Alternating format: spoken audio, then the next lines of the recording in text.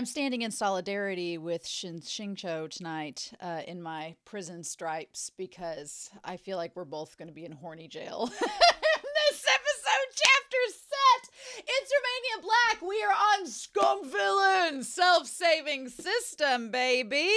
And we're only 3 parts in to this volume and it's off the rails.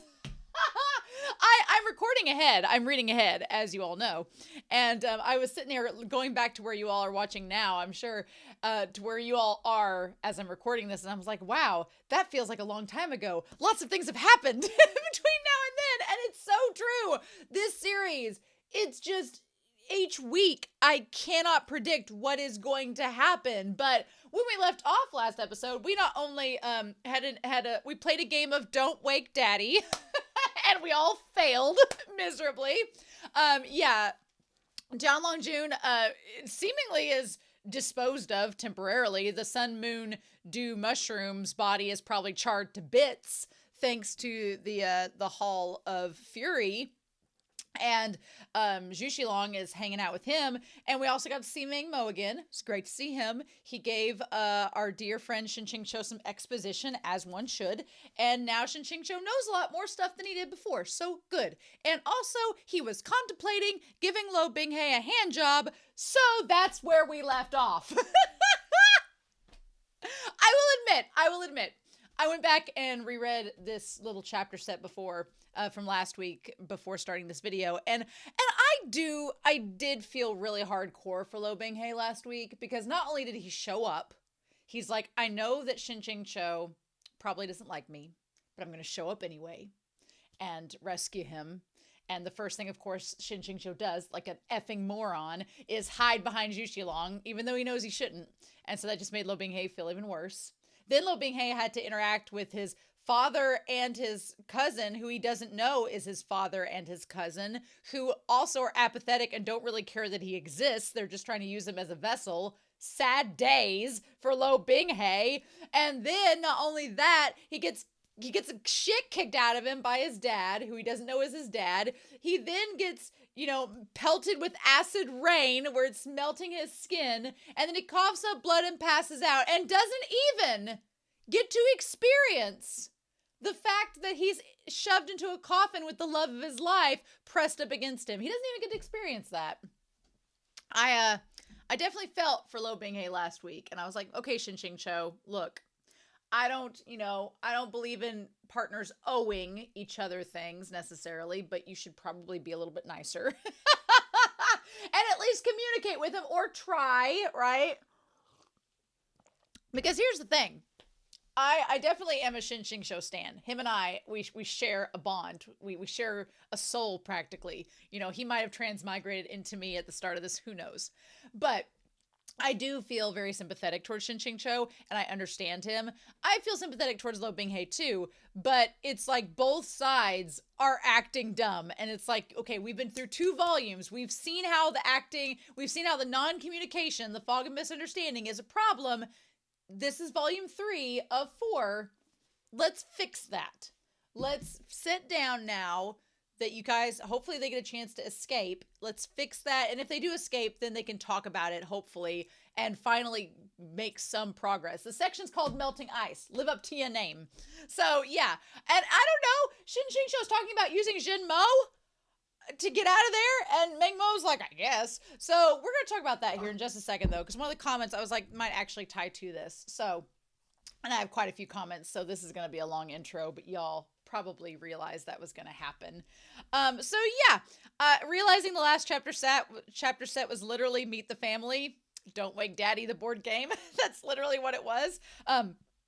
Going back to chapters 44 through 45 and 46 through 48, which is where we are now as I'm recording this, so y'all can see how far ahead I was. Cardboard Sheep talks about how in chapters 44 through 45, when Xinyan was telling his name and how it got changed from Peerless Cucumber to Peerless Chrysanthemum by the Lu Liu and the other people there in the village, it's actually a bottom joke. And I was like, oh, so basically Peerless Cucumber, whereas Peerless Cucumber is a reference to a dick, Peerless Chrysanthemum is, anus thing is possible.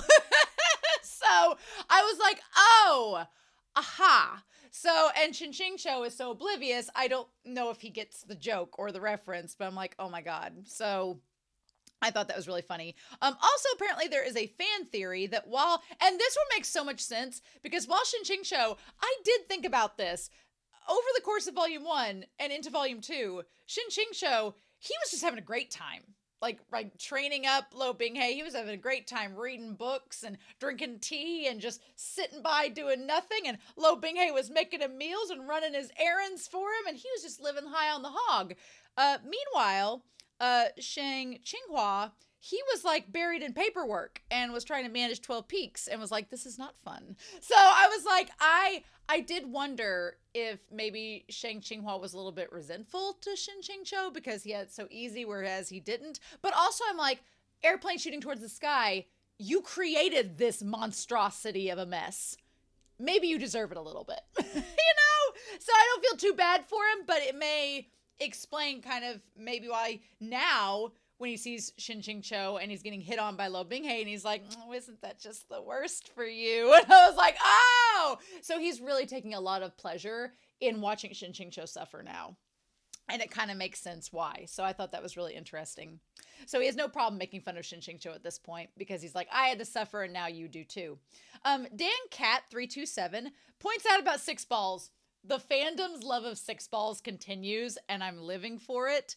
But they point out how six balls, you know, he was blushing and I thought it was because Shen QingQiu was referencing Xiao Hualing.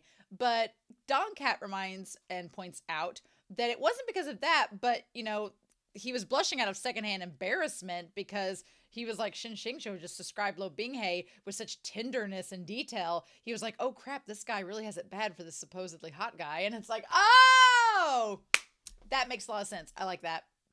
Haya Hiranoyama points out that Shen Yan started the story and the system told him that it was his job to fix Shen QingQiu or airplane shooting towards the skies version. And now, after he was rebooted in the body of the Sun Moon Doom Mushroom, it almost seems like the system has made Shen Yan fully the protagonist, which volume 1, we saw a little bit of Luo Binghe's perspective in this, but after volume 2, we really only see Shen QingQiu's, right? He's the main male lead now, and it's from his point of view as the main focal point. So yeah, Luo Binghe's kind of become the villain, which might tie into this last chapter set from last week where Luo Binghe was actually getting injured and didn't have plot armor anymore. It's like, oh, you're not the plot armored protagonist anymore. It seems like Shen QingQiu's the plot armored protagonist. So, but Shen QingQiu could still get hurt, so that remains to be seen. Although, since coming back into the body last week of Shen QingQiu, when they had the acid rain, he didn't get hurt by the acid rain because Luo Binghe protected him. Kind of like when Shen QingQiu protected Luo Binghe from the poison barbs.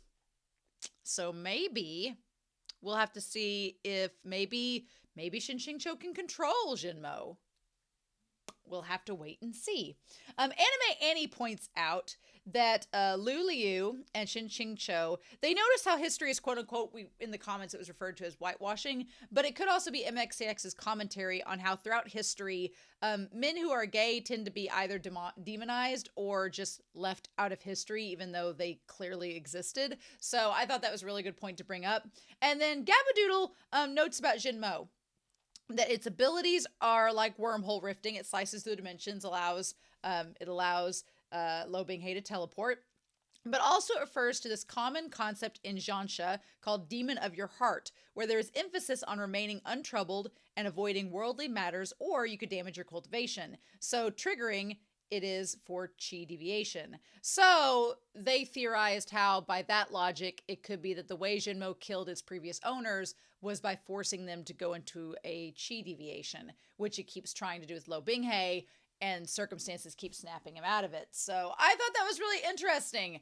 I'm really glad. Also, I know that all of us at this point have had many disagreements about Luo Binghe and his actions and whatnot, but look, I'm not going to change my opinions about Volume 1 Luo Binghe. He was being a brat. He was being violent when it wasn't necessary. I had my thoughts about him. He was also like 17 to 20. Things happened. We grow. we mature, we change. And then he was in his 20s to 25.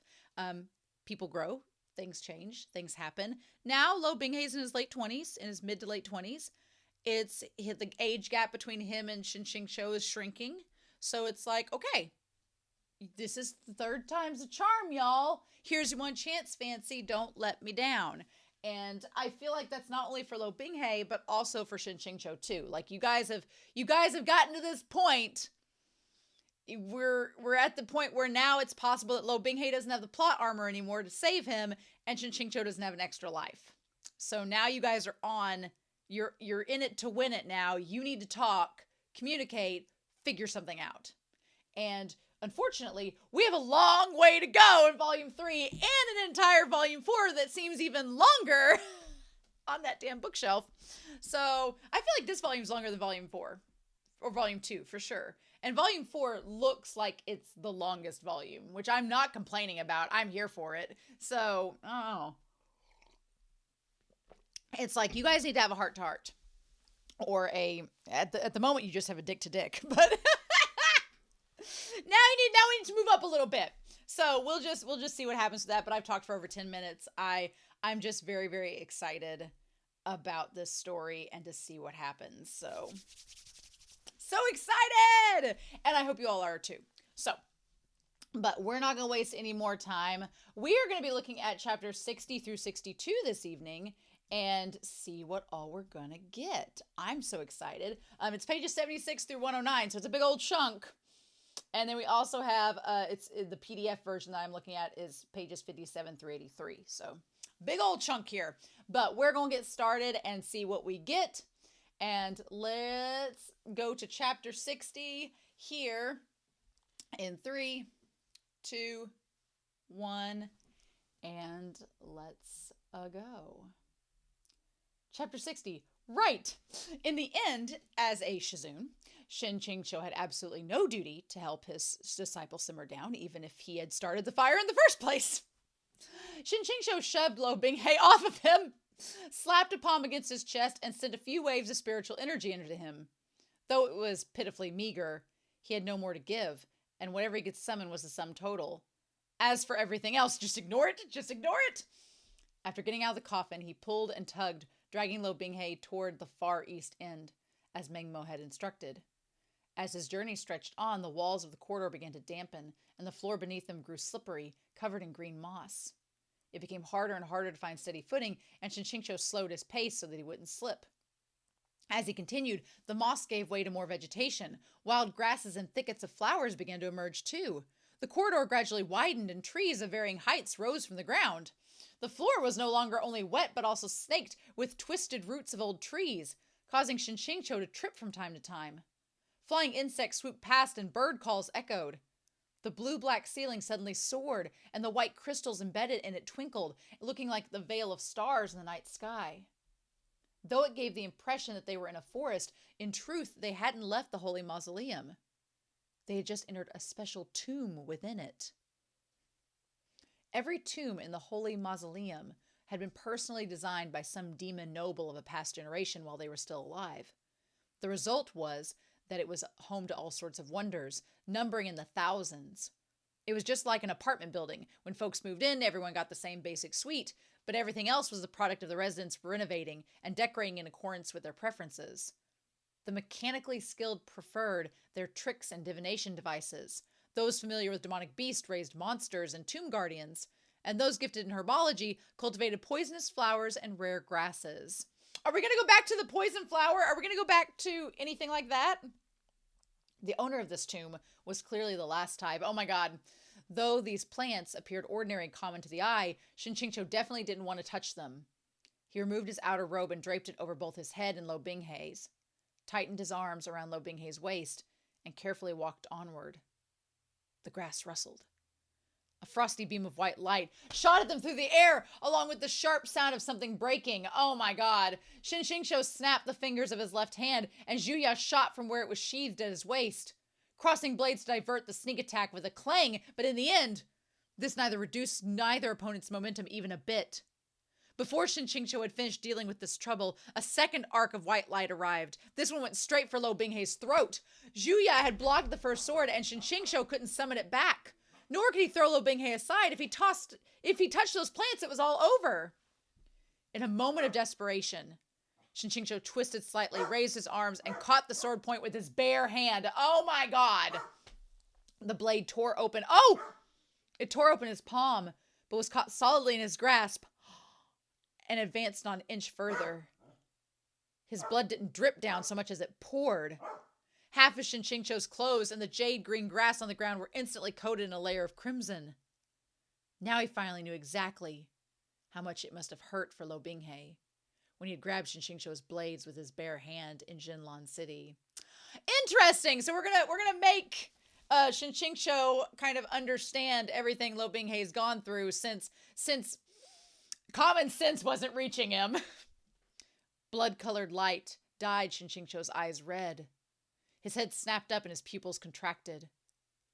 He never would have guessed, that these were the two strays Tianlong Jun had mentioned. A pair of figures walked out from behind a gnarled and sturdy old tree. Or to be more accurate, one of them walked. The other was pushed on a little cart, something like a wheelchair. The standing individual was a beautiful woman, her waist slender and figure curvaceous. Though the person being pushed sat on a wheeled chair and their entire body below the neck was swaddled in a thick blanket, Shen QingQiu was quite familiar with the face that was still exposed. That flying sword continued to push forward. Its force left Shen QingQiu with no choice but to hold the blade tight, even if he was about to be cut in half, or even if he was about to cut half of his right hand off. But the expression on his face remained unwavering. "Miss Chu, old palace master," he said with a fake smile, "I hope you've been well." Chu Haitang's gaze was filled with rage. Wow! The old palace master's head jerked, and when he spoke, his voice was hoarse. "Does Peak Shin think I look well?" "I hope you've been well" was just a common greeting. It usually didn't mean anything. Shen QingQiu forced out a laugh. When he looked closer, he discovered that the word "well" really was a great mockery when deployed in this case. Before, the old palace master had been like unto an ascended immortal. At both their first meeting at the Immortal Alliance Conference and their unhappy party in Jinlan City, his outer appearance and bearing had been pristine. But the current old palace master's typically immaculate snow-white beard was filthy and matted, and his visage looked as ancient as if he'd taken a trip through the underworld. The wrinkles on his face were packed even thicker than the gnarled bark of the ancient tree behind him. The old palace master's voice was grim. "You must be very curious as to how I ended up in this state." Shen QingQiu thought to himself, "Can I just say I'm not curious? Then will you let me pass?" But when he spoke, he said, "This humble one heard the old palace master went away into traveling seclusion." The old palace master chuckled. "Traveling seclusion? And you really believed that? In all of Huanhua Palace, in all of the cultivation world, how many people actually believe that? If you want to know the true state of affairs, you'd have to ask your darling disciple." Though Shen QingQiu didn't exactly know what had happened, it looked like the old palace master was here to get even with Luo Binghe. Keeping his expression steady, Shen QingQiu tucked Luo Binghe behind him, shielding him as much as possible. Chu Haitang spat out, "Shinju! I said it long ago. I wouldn't mistake you even if you burned to ash. I knew your self-detonation in Huayu City must have been some sort of trick. Dying to atone for your crimes? Ha! As if you're that sort of person. I saw through you on first sight in that demon vixen's territory. So you didn't die after all. You recognized only my physical body and not my soul? What use is that?" Shen QingQiu had nothing to say. What a bitch! The day Shen QingQiu was caught in Sha Hualing's Qiyun cave, he had seen Chu Haitang only briefly while saving the cultivators of various sects, and this had, it seemed, aroused her suspicions, enough for her to keep an eye out from then on. He feared that as soon as she reached and returned to Sangzhong Mountain sect and had taken away Luo Binghe, and was taken away by Luo Binghe, Chu Haitang had crossed the borderlands and followed them all the way to the demon realm. When Luo Binghe was capturing a herd of black rhinoceros pythons to break through the Holy Mausoleum's barrier, which is a sentence in itself, by the way, he must have been wearying himself to the point of exhaustion, his mind scattered with no attention to spare for keeping up his guard, and he therefore hadn't noticed the people sneaking in after him. To summarize, you really couldn't underestimate a woman's grudge. No, never. Hell hath no fury like a woman scorned. But Shen QingQiu had genuinely never anticipated this team up. Neither me. Nor did he know when Qiu Haitang had come in contact with the old palace master. Although when Shen QingQiu had thought to question the timing, he had a sudden epiphany. Did the old palace master play a part in Miss Chu's surprise appearance in Jinlan City? Since Zhu Xilong had denied that her arrival was his doing, someone else must have been fanning the flames as well. How else could Qiu Haitang have had the chance to show her face on the front lines with her measly little sect? The old palace master let out a cold laugh, giving neither an answer nor a denial. A few tiny tufts of white fluff like dandelion seeds drifted past Shen QingQiu's field of vision, swirling through the air. He said this humble Shen does not believe he ever offended the old palace master. As events have progressed this far, there are no further secrets I must keep to myself, said the old palace master. Good, tell us everything.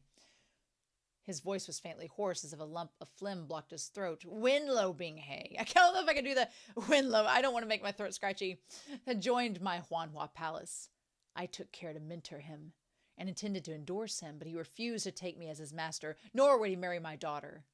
Instead, he just wouldn't let go of you.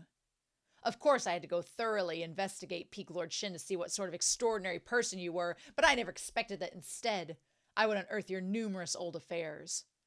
I know your details and backgrounds in and out, who you took as your master, what you did under him, exactly how you became a disciple of Sangzhong Mountain. What a colorful tale! Even without the drama with the sower, you would surely have been sent to the water prison. But who could have expected that fate had other plans? And I needn't have gone to the trouble. So the Huanhua Palace disciples' horrible attitudes towards Shen QingQiu in Jinlan City hadn't been because of Luo Binghe's manipulations, but the old palace master's intentional influence. Oh, okay. All right. Shen QingQiu couldn't resist taking another look at Luo Binghe. If only this child had been more adaptable with his thinking and taking another master, so many problems could have been avoided. Oh, shut up, Shen QingQiu! But Shen QingQiu could never resent him for his bullheaded persistence. He could only sigh. The old palace master has looked upon my disciple highly, yet the palace master's 2 sword strikes were clearly directed at him. Your words and actions do not seem to align. Back then was back then. Things are not as they were. That is a true statement that just sums up this entire volume, right? Said the old palace master. Peak Lord Shen, please step aside. I do not care what happens to you. I just want this boy to pay for what he's done. If I step aside, the palace master will only kill him and leave me be. Qiu Haitang let out a cold laugh. He'll leave you be, but I'm still here. Her fighting abilities were far inferior to his, so she should have been of no consequence. However, in these circumstances, she presented quite a bit of trouble. That brute turned his back on his benefactors and left me in this state, said the old palace master. I won't rest until I kill him myself. If he really turned his back on his benefactors, Shen QingQiu said, he wouldn't have spared your life, or that of your daughter. Grass ought to be pulled up by the roots. He understands this better than even you or me. Shen QingQiu had never in 1,000 years thought that one day he would argue on Luo Binghe's behalf. When he heard those words, the old palace master squawked a cackle.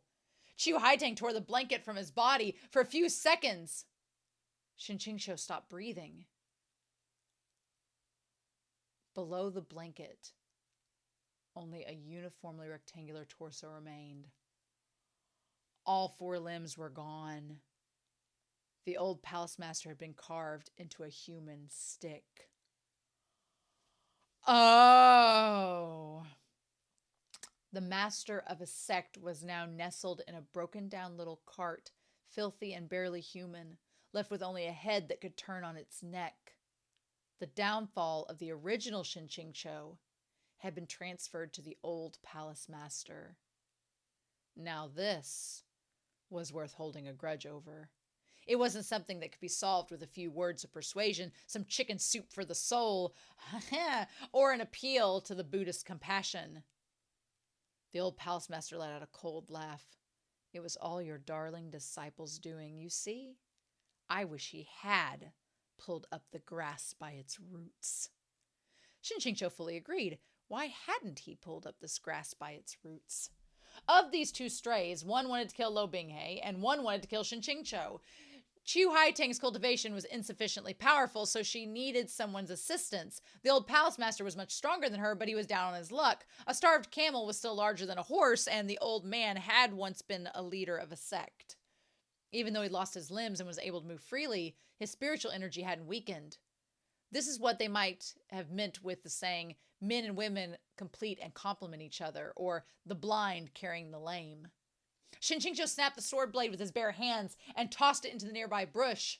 Then his stare fixed on the two people poised to attack. In truth, he could make a bet.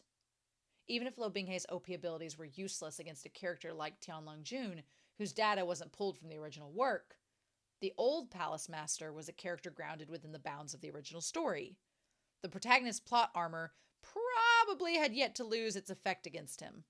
Shen QingQiu could likely just step back and leave Luo Binghe to his own devices, just like how he had screwed over Daer, the Skinner demon in Shang Hu City plotline. He could let the old palace master hack at Luo Binghe and see who, in the end, would finish him off. But he's not going to do that, though. The old palace master said leisurely, "I'll ask again. Will you step aside or not?" Shen QingQiu lowered his arm. The blood that had slowed its steady flow from his palm began to drip once more. The old palace master said himself that he's my darling disciple. He said in an even tone as he lifted his head, "Tell me, do you think I'd step aside?" There was nothing for it. Now was not the same as then. No matter what, Shen QingQiu couldn't convince himself to use the protagonist's plot armor, to coldly stand aside and let someone else hack at Luo Binghe, to bet on whether he would live or die. If, at this point, he could still use Luo Binghe and put him in danger like that with a clear conscience, he really would be like the Scum villain of the original novel. There we go! I was like, he's not gonna do that! I was like, quit trying to trick us, MXTX! The old palace master's eyes suddenly bulged, and several shouts exploded from his mouth. He had lost his limbs, so he poured his spiritual energy into his voice. Oh, using this to attack. I mean, the human stick figure of Shen QingQiu from the original novel, if you could pour all your spiritual energy into your mouth, you could still get quite a lot accomplished. Ha! With every shout, a powerful spiritual flow swept over Shen QingQiu like an onslaught of blades. The power of the voice no less than that of a spiritual blast. Grass and foliage thrashed back and forth, leaves flying from the trees. Shen QingQiu used his still bleeding right hand to block. It's always the right hand to block a few waves with the sheath of his sword. The tremors caused the wound to explode with agony, but he couldn't switch hands. If he didn't keep holding on to Luo Binghe with his left arm, he was afraid he'd drop him. Even though the old palace master... Oh, well, look! He's holding his right hand in the book cover! Come on now, MXTX! Even the old palace master had been carved into a human stick. His spiritual energy hadn't weakened in the slightest. No wonder Chu Haitang had chosen to rely on him. As Shen QingQiu thought this, the old palace master suddenly let out a howl. A light, crackling sound came from Zhuya's sheath, and Shen QingQiu failed to block the assault. Overcome, Shen QingQiu toppled backward. As he fell, he turned and used his body to cushion the fall, not letting Luo Binghe land on the ground, for his efforts was to yet again... For his efforts, he was yet again crushed to the point that he saw stars. The old palace master finally stopped howling, and Chu Haitang slowly pushed him closer. He caught his breath for a while and then looked down at Shen QingQiu, who still held Luo Binghe. "You really do protect him a great deal." Chu Haitang clenched her teeth. "Fake! It's all fake, this bastard! Who's he putting a show on for?" "Why not fight back with your spiritual energy?" the old palace master asked. "Because I've already run dry, of course," Shen QingQiu replied. Tuft after tuft of white fluff flew past, nearly alighting upon Luo Binghe's deathly pale cheek. Shen QingQiu blew lightly, and they veered off and away. There's something with the dandelion seeds. Something's going on, and Shen QingQiu knows it, and he's holding off, and he's just waiting for something to go down. The old palace master thought Shen QingQiu had accepted his fate, and so he turned his attention away, his gaze instead landing on Luo Binghe's quietly sleeping face.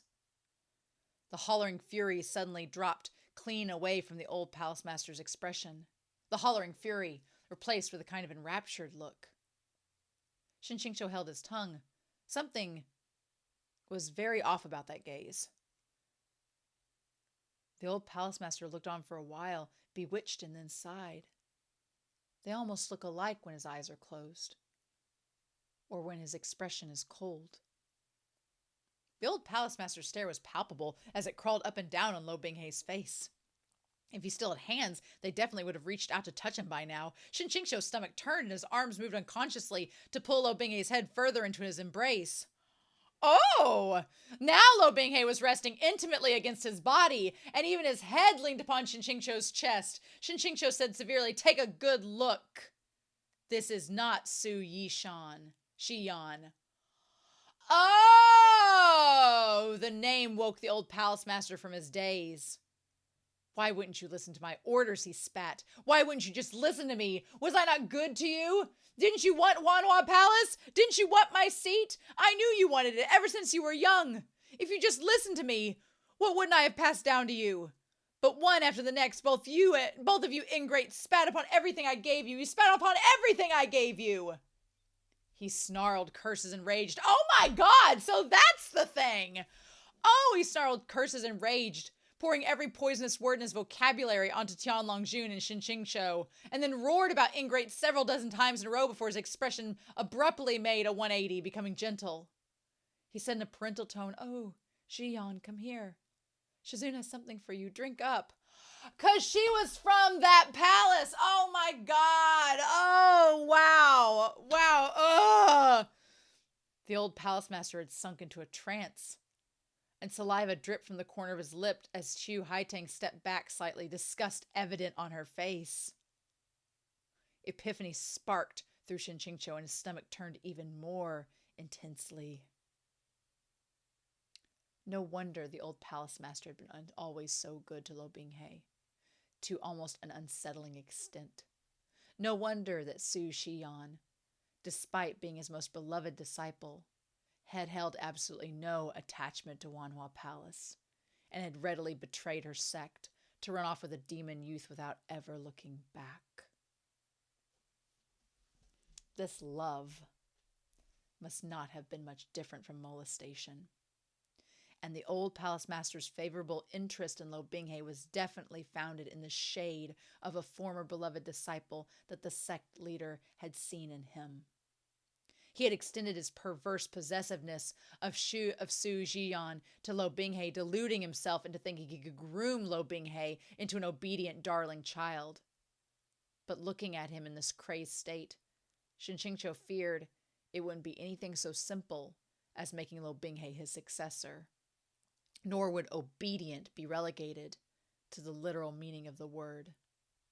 No wonder Luo Binghe had carved him into human swine.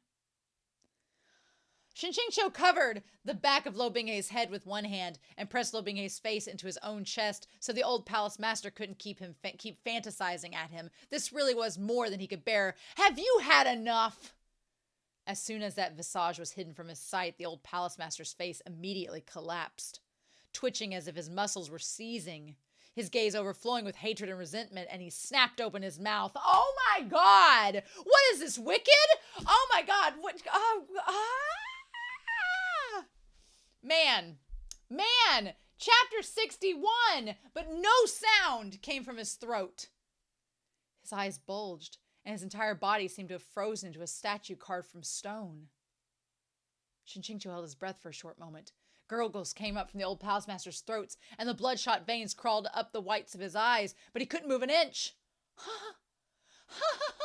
"It's finally here! You really thought I was some dumbass Mother Teresa who wouldn't know how to hit back when attacked? You really thought that carrying one person would weaken me to the point where I would be incapable of slapping your cheek right back?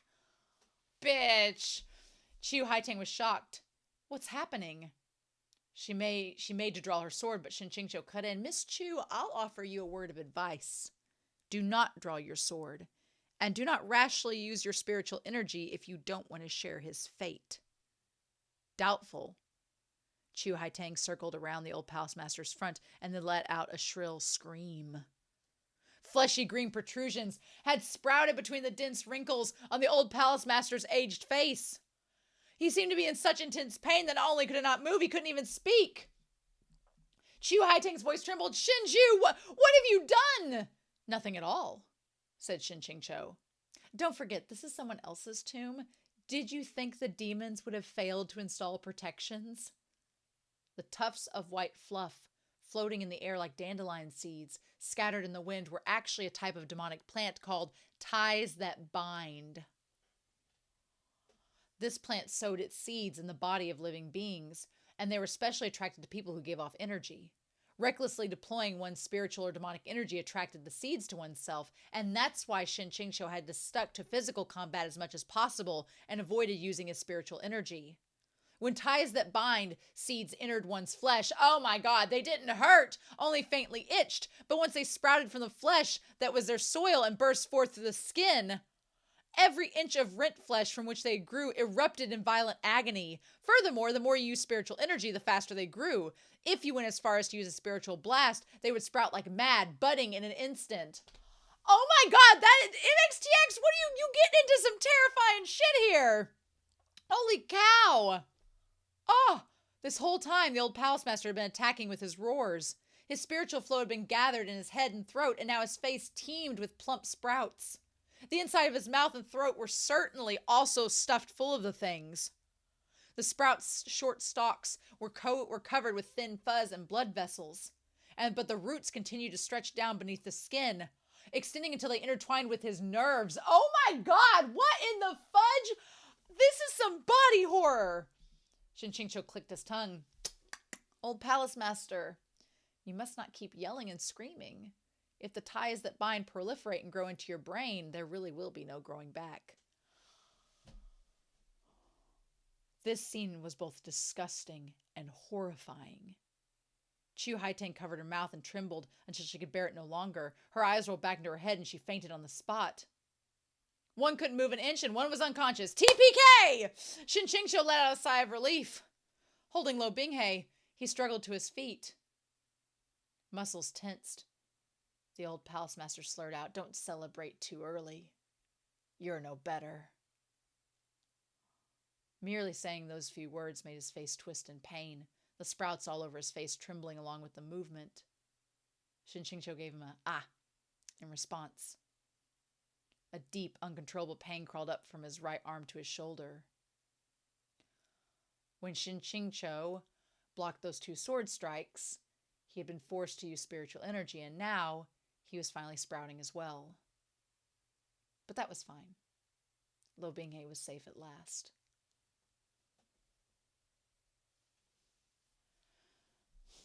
Seeing that Shen QingQiu was going to leave, half carrying, half dragging Luo Binghe along with him, a cry escaped the old palace master's throat. In his urgency, he crashed out of the little cart. His limbless body squirmed excruciatingly through the thicket of flowers and grasses covering the ground, scooting forward inch by inch, a terrifyingly yet pitiful sight. "Don't go," the old palace master muttered. "Don't go! Don't you go!" Shen QingQiu fled even faster. But he never expected that the old palace master's eyes would snap open, and another roar would explode from his throat. He was going to attack even at the cost of his own life. Shen QingQiu could no longer tell if the old palace master was trying to keep them or take Luo Binghe's life. He barely managed to block again with his already cracking sheath. The vibration traveled down his right arm, steering the bloody sprouts just beginning to emerge from it. Gut-wrenching agony tore through him, but he still didn't let go of Luo Binghe. Bolstered by the extreme pain, his fighting spirit climbed, and he glared at the old palace master, murderous intent raging in his eyes. After that yell, quite a number of fleshy sprouts broke once more through the old palace master's skin, some even growing from the corners of his eyes. He seemed unable to even feel pain at that point, and he cackled in fits of laughter, rolling around on the ground like a hunk of pork to Qiu Haiteng's side. He yelled into her ear, "Aren't you going to kill Shen QingQiu? He's right before your eyes, and you're asleep! Get up! Kill him! Kill them all!"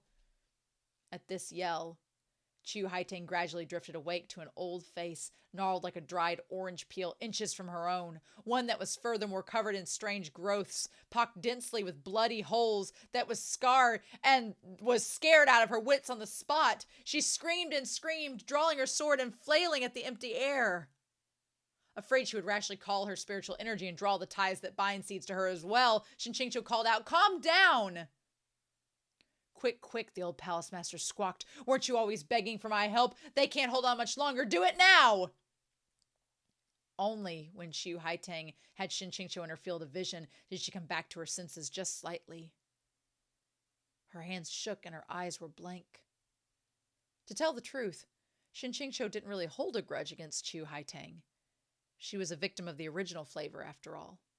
But if she insisted on blocking their way here, he would have to fight her. But in defiance of all his expectations, Qiu Haitang didn't indiscriminately attack like before. She just stared blankly at Shen QingQiu and then at Luo Binghe lying in his arms. Not only did she not advance, she even retreated a few steps. "It's not possible. It's not possible," she said, her lips trembling. It's fake. It wasn't my brother. My brother didn't do anything wrong. It couldn't have been him. You're lying."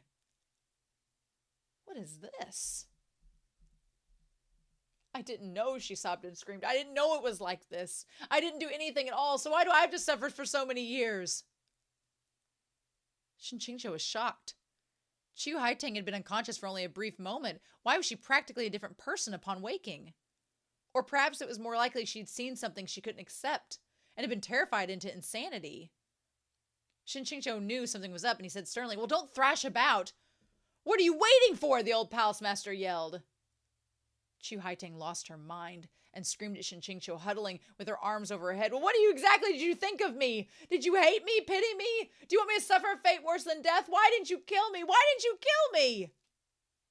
Shen QingQiu was completely mystified. Qiu Haitang turned and ran. We'll come back," he called after her. "Randomly running around the holy mausoleum means certain death." But she'd already fled, and he didn't have time to chase her.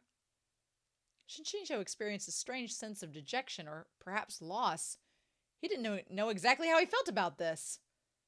After a while, he mentally lit a candle for Qiu Haitang and then continued on. As Qiu Haitang had ran off and Shen QingQiu was also walking away, the old palace master lost his last thread of hope. He sprawled numbly on the ground and then suddenly dropped his head to chomp on a mouthful of grass and leaves. He chewed and laughed, cackling and guffawing as the fleshy sprouts on his face grew denser and denser, faster and faster, until they blanketed his entire head. Not long later, he could no longer laugh. Shen QingQiu could almost hear the noise of his skull and brain being compressed. The old palace master's breath came in rough patches and pants before his head thudded heavily to the ground. He would never lift it again. The leader of a sect dying in such a wretched and frightful manner. It really was a cause for pity. That's in the top 3 most gruesome deaths of MXTX that I can recall. Okay! Before Shen QingQiu had gone very far, an indistinct voice sounded by his ear, as if it was coming from all directions at once. There was a smile in Tianlongju's tone. "Oh, Peak Lord Shen has played such a spectacular game of hide-and-seek. Why don't we guess when we'll meet again?" Oh my God! Shen QingQiu rubbed his leg and found that his hand was covered in a foreign matter. Cold sweat poured from his forehead. The ties that bind had already followed his blood vessels down to his leg. Oh my God! Tianlongju spoke through the voice-transmitting spell again. By heading straight east, are you trying to escape the holy mausoleum through the tear in the barrier? The bastard even knew which way they were going. Shen QingQiu kept his surprise to himself and looked down. Once the ties that bind on his leg fully took root, he wouldn't be able to walk even if he tried. He clenched his teeth and glanced at Luo Binghe. Steeling himself, he tore open his hem and grabbed a handful of bloody sprouts and pulled. His brain went blank for what could have been half a minute. A whole chunk of his flesh seemed to have been torn out. Shen QingQiu panted for breath. Only after slowly come back to his senses did he discover that his breaths sounded very much like sobs. He couldn't even wipe his face. He had no way to do so. It really hurt too fucking much. Though his blood was flowing in rivers, at least he could walk now. He had thought Luo Binghe was in a wretched state, but if anyone else saw him now, they'd find his condition 120% more wretched. Tian Longjun knew their location, so he had to be rushing here already. If Shen QingQiu kept going east with Luo Binghe, they'd definitely run headfirst into those two wonderful relatives of his. After leaving the primeval forest of the tomb hall, Shen QingQiu passed another chamber. He rapidly went in and selected a relatively clean and comfortable stone coffin, and supporting Luo Binghe's head, he carefully settled him inside. When he tested Luo Binghe's forehead with the back of his hand, it was still scalding hot, and the mark in the center of his forehead was growing even redder and brighter. Shen QingQiu placed Jinmo beneath Luo Binghe's hand, calmed himself, and slowly closed the coffin. Oh my god. Tian Longjun strolled in front, Zhu Xilong following close behind. After a turn in the corridor, they found Shen QingQiu, Zhuya in hand, standing in the center of a mausoleum hall. He looked at them with a cool gaze as if he had been waiting for a long time. Half of his teal robes had been dyed scarlet, and fresh blood still dripped down his right hand along the dried traces of old gore. His lips were nearly as pale as his face. Tian Longjun was shocked. We were separated for a mere moment. How has Peak Lord Shen ended up in such a woeful state? Shen QingQiu looked back at him. Tian Longjun had been swallowed by a flaming pillar of magma in the Hall of Fury, yet he didn't smell as so much as a single scorched sesame seed. At most, his black robes were a bit singed at the edges. What the hell kind of logic was that? Where's Peak Lord Shen's beloved disciple? Tian Longjun asked. He left, said Shen QingQiu. Tian Longjun smiled. Peak Lord Shen is still here. How could he have left? Shen QingQiu smiled back. After this exchange of smiles, Tian Longjun suddenly found himself unable to continue doing so. He had discovered he couldn't take another step. He looked down. At some point, he had been covered by a layer of super hard, crystal clear ice from his feet to his waist. And the ice was still inching up his body. Zhu Xilong's situation was a bit more severe. Both his legs and one of his arms had already been frozen solid. Only now did Tian Longjun notice that this mausoleum hall was extremely cold. He paused and said, "The Mobe clan." The mausoleum hall had been constructed by Mobe Jun's grandfather. Their bloodline was adept at controlling ice, and these powers were unrivaled among the demon race, with none their equal, so the power of this hall also revolved around ice magic. The holy mausoleum was filled with settings and props for Shen QingQiu's use. He didn't need to attack anyone with his own hands. There were plenty of things that could entrap his enemies. Shen QingQiu had remembered that the original work said that whenever anything warmer than the air in this hall entered, it could be frozen on the spot, turned into an ice statue. After a couple of days, the ice statue would then shatter into shards. Before he came in, he had activated his spiritual meridians to lower his body temperature as far as it could go. That was why his face was so pale. During this brief exchange, the ice had already crept up to Tian Longjun's chest. The expression on his face didn't waver as demonic chi roiled in his hand, but it was unable to melt through the ice wrapped around his fist, so it came to little effect. Even if this ice could keep him frozen forever, it would delay him for at least an hour. So I genuinely wasn't mistaken, Tian Longjun said. Peak Lord Shen knows my race's forbidden mausoleum practically as well as the back of his hand. Without another word, Shen QingQiu waved, and he was off in a swirl of robes. Bye, bitch! Not answering questions! See you later! Not here till Thursday! Without another word, Shen QingQiu waved, and he was off in a swirl of robes. Tian Longjun took a look at Zhu Xilong and leisurely said, I told you that if you were truly determined to bring Peak Lord Shen to the demon realm, you would have to guarantee that he wouldn't cause trouble. You know what you have to do. This subordinate understands. Zhu Xilong quietly responded. Upon hearing this exchange, Shen QingQiu suddenly felt as if he forgot something very important. Oh, chapter 62. At least we have one more chapter. Zhu Xilong said, Immortal Master Shen, my apologies. Don't! 1,000 times don't! I ended up in the starry state because you wanted to thank me. Will I even be able to get out of this alive if you start apologizing? Just as those thoughts had crossed his mind, Shen QingQiu suddenly swayed even though he'd been walking just fine, and he had to brace himself on the stone wall for support. It felt like something was squirming and struggling, surging from his stomach to flood all the veins in his body. This sensation was both familiar and terrifying, and Shen QingQiu nearly busted out a motherfucker on the spot. Luo Binghe was still sleeping in a coffin, so the stuff wreaking havoc in his body at this moment could only be someone else's blood. Peak Lord, this can't be the first time you've drunk Heavenly Demon's blood. How are you still not accustomed to it? Tian Longjun asked. Shen QingQiu forced back the urge to retch. Well, when did you make me drink it? Peak Lord Shen, don't forget. Your mortal body was in our hands for no short amount of time, Tian Longjun replied, his words quite suggestive and teasing both. There's really too much we could have done. No wonder they had determined where he was heading so easily. Shen QingQiu paused and then continued walking. They'd been tracking him, yeah. The more he walked, the sharper the pain in his stomach grew, but he kept going faster and didn't slow down, partly because his pain tolerance had grown, but more so because he absolutely knew he couldn't fall to his knees now. While those who were still frozen, he had the chance to escape. By the time they defrosted, it would be no easy task to stall them again. Though he was about to clear the pros and cons, here, as he walked faster and faster, and Zhu Xilong spurred the blood into fiercer action, Shen QingQiu couldn't resist, turning to shoot a ferocious glare at him. He said he wanted to repay a kindness, so he was doing it by letting these blood mites nest, lay eggs, and enjoy a family reunion in Shen QingQiu's stomach? Ew! To be able to walk so far, even in this state, Peak Lord Shen must have an iron will, truly an extraordinary person, Tian Longjun remarked. Or should I say, it's that you're willing to throw even your life away for my son?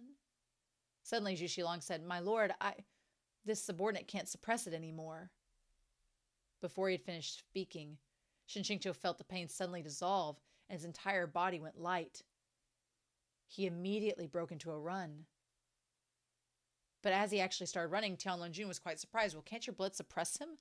Zhu Xilong was greatly confused as well. Well, it could before, but for some reason this time it can't.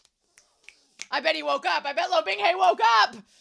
Shen QingQiu's ears buzzed and he couldn't hear, and his sight was blurred, but knowing that he still had to drag Luo Binghe to the entrance and toss him out, he supported himself against the wall and kept jogging. Tripping on something, his figure swayed. After forcing himself to hold on for so long, he was nearly at his body's limits and on the verge of collapse. His knees immediately went soft. However, he didn't fall to the ground and found himself caught solidly by someone's arm, and then was half supported, half lifted to his feet. With his vision a blur and the world spinning around him, Shen QingQiu's gaze focused upward. In the murky darkness of the stone corridor, it was impossible to see the person's face, but a pair of eyes burning with fury and a mark shining with scarlet light shone clearly through the gloom. Tian Longjun and Zhu Xilong were now frozen from head to toe, two ice sculptures coiled with dark qi standing in the center of the hall. After Luo Binghe strode into the hall, threads of ice-cold white qi crawled up his black boots, but he mercilessly stomped them to pieces.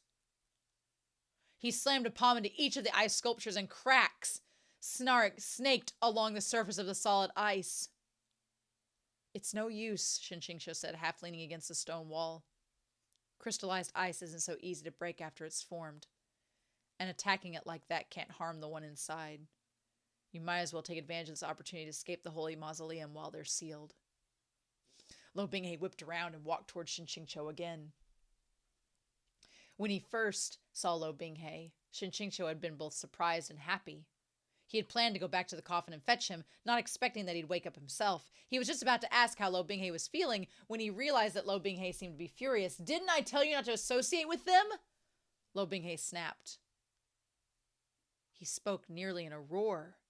Shen QingQiu was already dizzy, and now his eardrums ached at the volume of Luo Binghe's voice. It was like someone had thrown a basin of cold water in his face. After staring blankly for a moment, he suddenly felt an inexplicable flame of anger erupt in his heart, and he said dryly, Well, are you better now? Better how? Luo Binghe's tone was still unkind.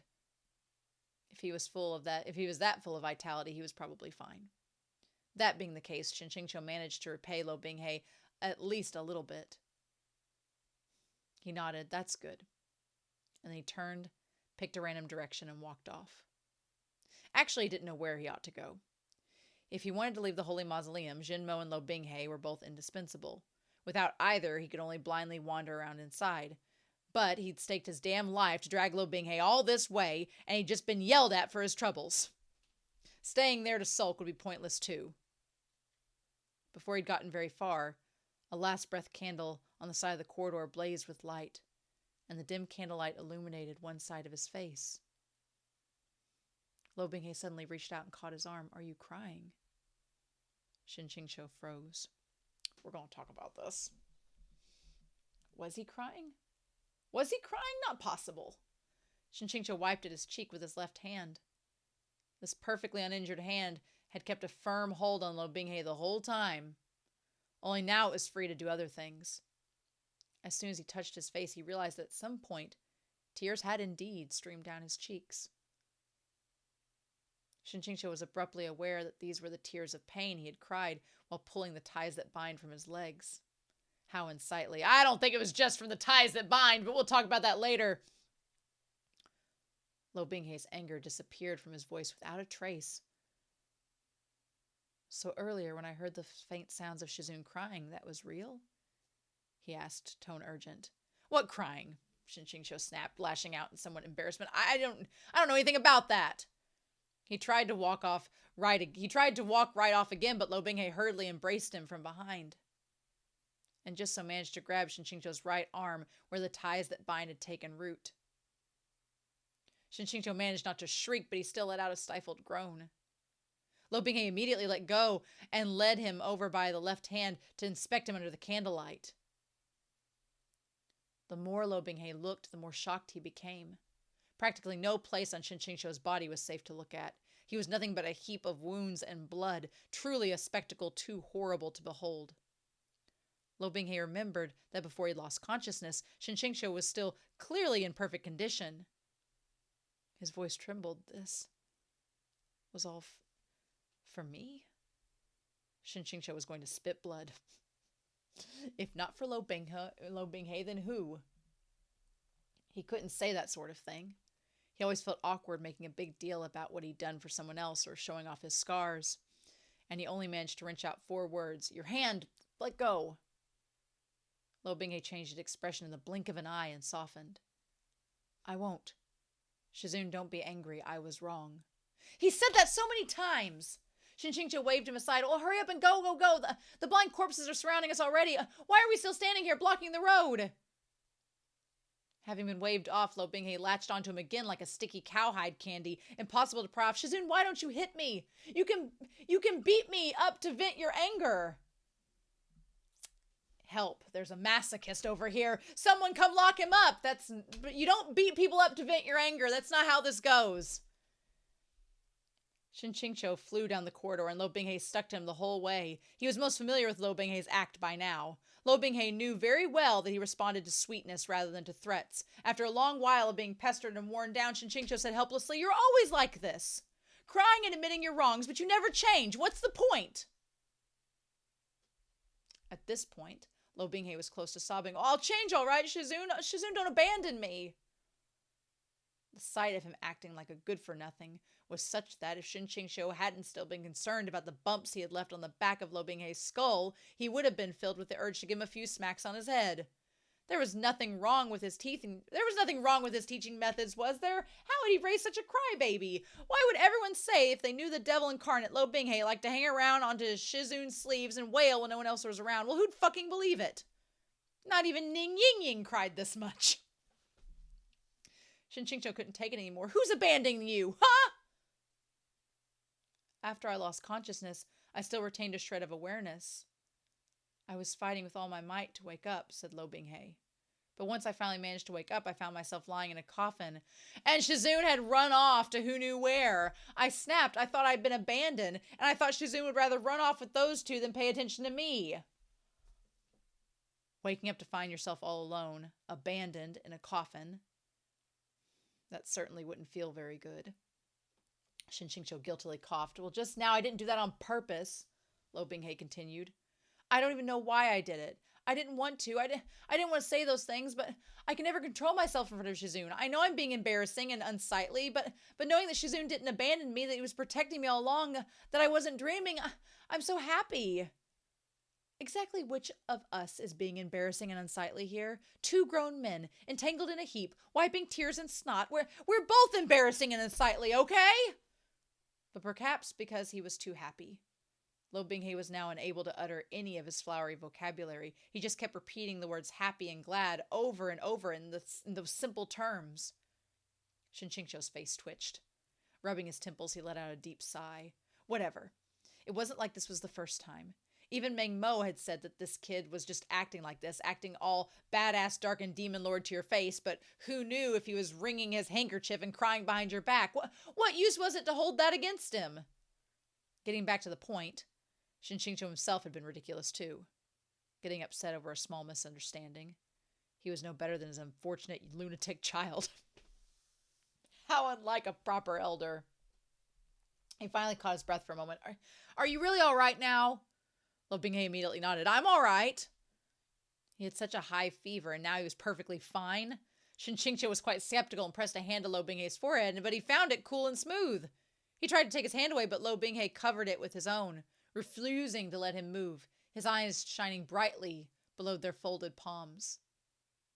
This expression was too familiar. Wasn't this that good and upright youth, that bleating, grass-chewing little lamb who had followed Shen QingQiu around every day on Qijing Peak, that small, refreshing son of a Luo Binghe? Shen QingQiu's face was going to turn red under his stare, but he couldn't just tear his hand away. If he did that while Luo Binghe was all excited and overjoyed, how would that be any different from slapping him across the face? You're really completely fine? Shen QingQiu asked. No dizziness? Your spiritual and demonic energy is circulating well? Quite well, said Luo Binghe. Very well, even better than before. As they spoke, they had reached a chamber on the east end of the mausoleum. Luo Binghe drew his sword and slashed, and a pitch-black spatial rift appeared in the screen wall, which is a solitary disconnected wall constructed to shield the gates from evil spirits, as evil spirits in legend cannot turn corners. His broken arm had mysteriously healed itself, and he was no longer limping. The blood on his face had been wiped clean, and the ever-disobedient Shen Mo was docile in his hands. The protagonist was still the protagonist, as OP as ever. Shen QingQiu didn't want to say another word. With let's go type of gesture, he led the way through the rift. Outside the holy mausoleum, it was a bright and sunny day. Luo Binghe reached out to support Shen QingQiu unprompted. Come to think of it, it really had been a long time since they had such a normal interaction. As soon as Shen QingQiu had this melancholy thought, he couldn't resist shooting a glance at Luo Binghe. Seeing him all upbeat and refreshed, it really didn't seem like he was quite well. Funny how Shen QingQiu had staked his sorry life to protect Luo Binghe, and all that trouble slid off him like water off a duck's back. It turned out all this time he spent snoozing away was to recharge his OP halo. Shen QingQiu waved goodbye to his own dignity. Luo Binghe said suddenly, but other than hearing Shizun crying, Shen QingQiu smiled faintly. Who was crying? Luo Binghe immediately changed his tone. Other than hearing someone crying, I also had this strange feeling. At this, Shen QingQiu grew a bit worried again. So he really did have some lingering symptoms. He said quietly, well, what sort of feeling? Luo Binghe shook his head. I can't say. Well, did it hurt? It didn't hurt. It was very... Before he could finish, a confused expression crossed his face, and he looked down at his lower body. Shen QingQiu was silent. Hello, Heavenly Pillar! Goodbye, Heavenly Pillar! This conversation was halted before it could continue. Tianlong Jun's voice drifted after them like a deceased soul refusing to disperse. Peak Lord Shen, why are you in such a hurry to leave? The two of you have all but overturned my race's sacred land. How can you just simply walk out like this without leaving anything behind? With every word, Tianlong Jun's voice grew much closer. Before long, he appeared within sight. The Mobe clan's ice magic, which had clung to their tomb for millennia, had managed to delay Tianlong Jun and Zhu Xilong until Shen QingQiu and Luo Binghe left the holy mausoleum. It had truly done a lot. Luo Binghe was already displeased that he had been unable to simply shatter those two into ice shards earlier, and their choice to deliver themselves to him quite suited his wishes.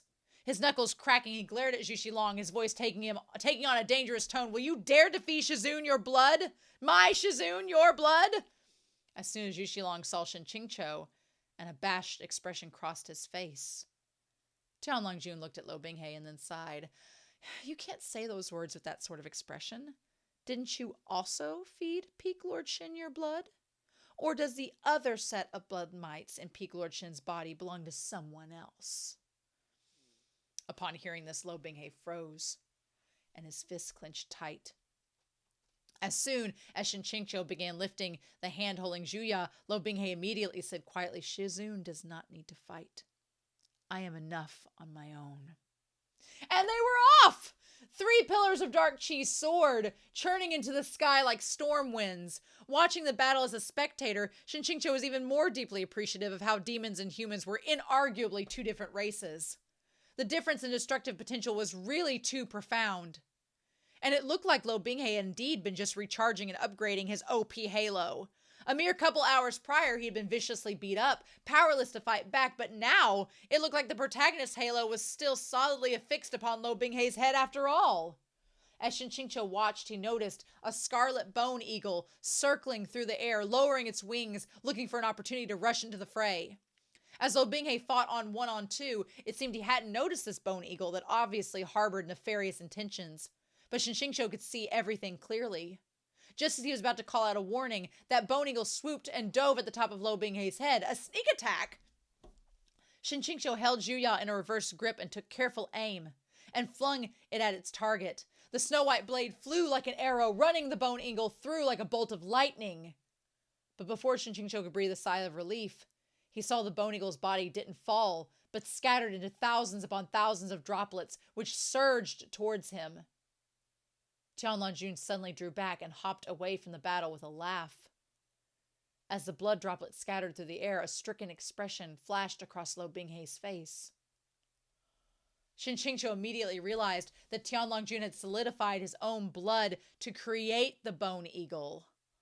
He had sent the bone eagle, that's why it was all red, to ambush Luo Binghe, but his true intent had been to draw Shen QingQiu into attacking and shooting it down. Just as Shen QingQiu realized this, he received a downpour of bloody rain to the face. Oh no! Tianlongjun smiled faintly. He raised his hand and made a fist in midair, and Shen QingQiu immediately felt his heart clench, as if it was in someone's palm, being kneaded and pinched maliciously. There was just too much blood. Though he had shut his mouth tight, he still had tasted a hint of rust on his tongue. Who else guzzled heavenly demon blood like Red Bull? Who else drunk the blood of 3 different heavenly demons who were all related? Luo Binghe's eyes were red with panic, but Tianlongjun's blood was inside Shen QingQiu's body, so he didn't dare do anything rash. Afraid Tianlongjun would unleash the blood mites, he could only grit his teeth and yell, "Stop!" Shen QingQiu, watching Shen QingQiu's face go green and pale in turns. Zhu Xilong couldn't resist speaking up. "Oh, my lord, show some mercy." Tianlongjun shrugged. "Well, that depends on what our other young friend will do next." No! Damn it! What? No! No!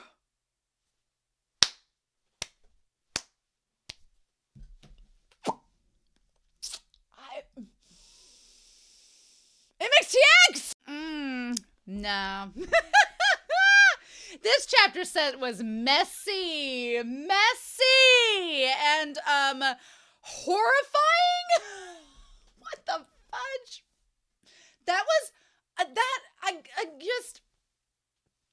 the old Huanhua Palace, the old palace master's death is something I would expect at the end of the story to happen to the main villain of the story, and that death was just not an undeserved death that was horrific and gruesome, as we'll talk about, but I wasn't expecting it like at the start of the 3rd, second to last volume of this random male character just dying this absolutely horrific death, and I was like, oh my god. So we're gonna talk about a lot of things in this chapter set, but a couple things. We're going to look at the chapter titles here real shortly, just quickly, before we dive into the chapters themselves. I did not flip Whiteboard Kun over to show the goals and the B points and all that, because we didn't have any update to the B points or anything like that this volume. And number 3 on Shen QingQiu's goals is to realize he needs to save Luo Binghe. I might update that, because at this point, I think they need to save each other. I don't think it needs to be necessarily Shen QingQiu saving Luo Binghe, but these two need to save each other. There needs to be like, they need to save each other.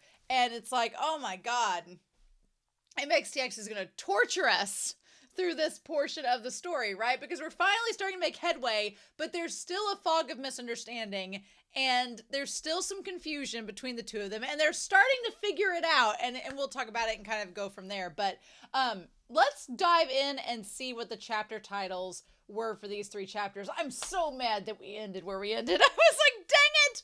I gotta wait till next week now to get to those chapters. Damn it! But that's okay. So, chapter 60 was called the Wanhua Palace Master. Glad I didn't read that, because what a spoiler. Holy shit. I didn't anticipate. You could have asked me to, you could have bet a lot of money and won yourselves a lot of cash betting on if I ever would have guessed the 2 strays that help Luo Binghe. And my answers would never have been Chu Haitang and would never have been the old palace master. Never would have thought of them. Never would have crossed my mind. Never would have referenced that they would be working with Luo. Even though the old palace master had like doted upon Luo Binghe, which now we know why, I would never have guessed those 2 in a million years. So you would have won a lot of money if you'd guessed. If you had bet money guessing if I would have figured it out, you would have won quite a bit, because the answer would have been no. Aha! For the single people 1, chapter 61, and then for the single people 2. Huh. For the single people. That's interesting. I mean, all the single ladies. Oh, I can't think of anything else but Beyonce. I want to hear all the single ladies. All the single ladies. Now put your hands up, Shen QingQiu. We're not going to go anymore. I'm going to have that song stuck in my head the rest of the time. But, interesting. Okay. Well, those are interesting chapter titles. Oh my God. So we finally make some headway. We got some horrific demon plantology or herbology going on in this. And Tianlong Jun is not phased. He wasn't even taken out for like 2 chapters. Oh my God. He's back again. And Zhu Xilong is like, oh, I'm so sorry. Like, just stop it. Oh my God. I feel as if, to me, Tianlong Jun is the main villain of the story now, right? Tianlong Jun is the one we have to worry about, because he's the over-the-top stereotypical villain that's like, I'm going to destroy everybody, but I'm going to keep you safe, Shen QingQiu, because I like you. And Shen QingQiu's like, I don't want you to like me. And Zhu Xilong is like, well, I like you too. And he's like, I don't want you to like me. Shen QingQiu is like, Luo Binghe, love you, but I don't want to go to the family reunion. And so, yeah, I have a feeling, but here's the thing. This whole volume, so far, we have just focused on Luo Binghe and his crazy dad and his crazy cousin. We haven't even taken into account anybody else from the other sex that could get involved in all this. We haven't even taken them into account. So we have no clue what they're going to think about all this. They don't even know Tianlong Jun, or if they do, they probably don't. I'm very curious to know what Shang Qinghua wrote for them knowing about the dad, since he wasn't really a major character in the OG version. So anyway, so we'll dive into this. So Shen QingQiu, he basically gets out of the coffin and starts dragging Luo Binghe to the end to try to get out through the barrier, as he suggested before he disappeared. And he has every intent on using Jinmo to bust through the barrier if needed and get out of there. Luckily, interestingly enough, that doesn't need to happen. So I was really curious. I wanted to see what happens if Shen QingQiu tried to use Jinmo. I wanted to see what would happen with that. Would he try to use Jinmo? I was curious, but MXTX does not seem to want us to find that out. So, or maybe it's just foreshadowing and it's going to wait till later to happen. I don't know. But I really thought that was going to be the case, but wouldn't happen. So let's talk about this. And we need to back up ever so slightly, because at this point in the story, we're starting to get to everybody's sins are catching up with them, right? And everybody's sins are catching up. So let's just put at the top here, we need all the board anyway.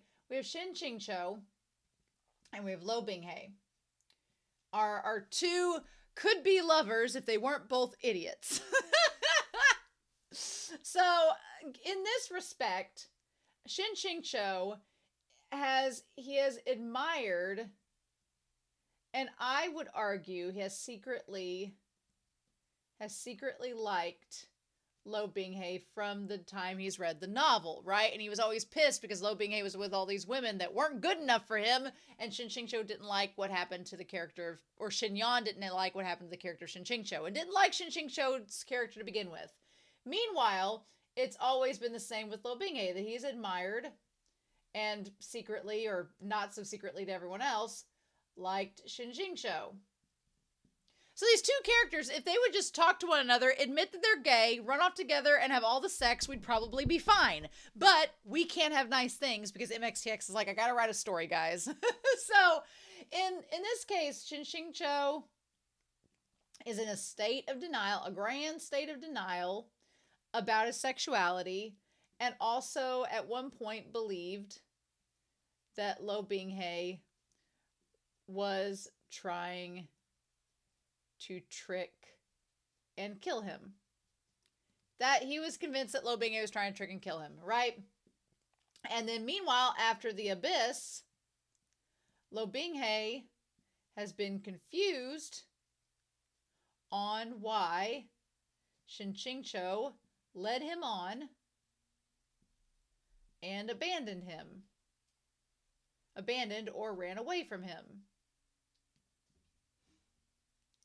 And so throughout the chapters of Volume 1, neither of them helped each other's causes. Neither of them would just come out and say how they actually felt.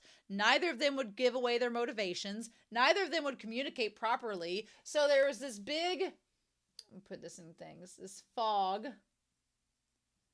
of misunderstanding, as well as a big layer of miscommunication. And to be honest, it's both of their faults. It's both of them. I know that we as fans and as readers, we would like to support either Luo Binghe or Shen QingQiu to a greater degree because we're stans of them. But they both are at fault. It's not just one is to blame and the other's an innocent little lamb. No, Luo Binghe has done some things that he should not have done. Shen QingQiu has done some things that he should not have done. Both of them have committed a lot of sins, and they both have just not figured it all out to where they can lay it out on the table. So that's kind of the point where we're at, right? And after 2 deaths, we really don't have a third chance after this. So it's like, you got to make this one count. So Shen QingQiu is bound and determined. He's like, all right, because he likes Luo Binghe, even though he won't say it out loud because he's being Meg off of Hercules, he is bound and determined to get Luo Binghe out of the mausoleum. Because we know that Tian Longjun wants to use his body. So that's a problem. And Shen QingQiu's like, oh, hell no, you ain't going to use Luo Binghe's body. That's not going to happen. No, no, no, no, no. And so he's trying to avoid any of the poisonous plants, which all ties back with the poison barbs during the original battle with the demons in Sha Hualing at the very beginning of the story. So we also have the idea that Shen QingQiu, he has always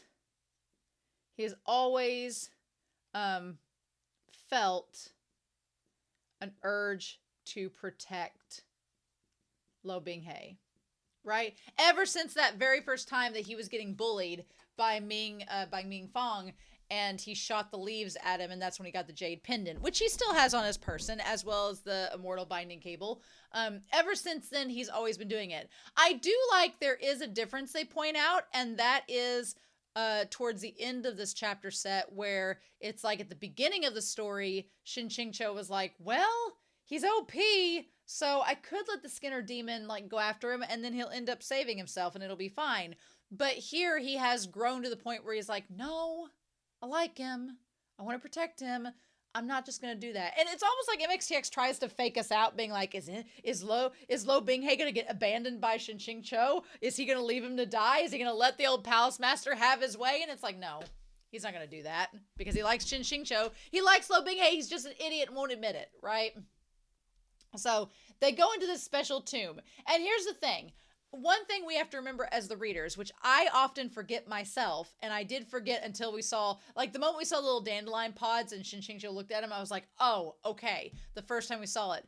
Something that I feel like we as readers can easily forget because MXTX is trying to, do it under our noses, is that Shen QingQiu is extremely knowledgeable about all of the monsters, the flora, and the fauna of this world. He don't give a shit about the ladies, but he likes all of the monsters and all the creatures and all the different, like, herbology and all that. Like, he studied that like a book. And he said all these years over in Sangjiang Mountain, where he's just been reading books and biding his time. And so he knows all this stuff. So the moment he notices the dandelions, it's like, oh, okay, so that means something. It's just going to come back later on.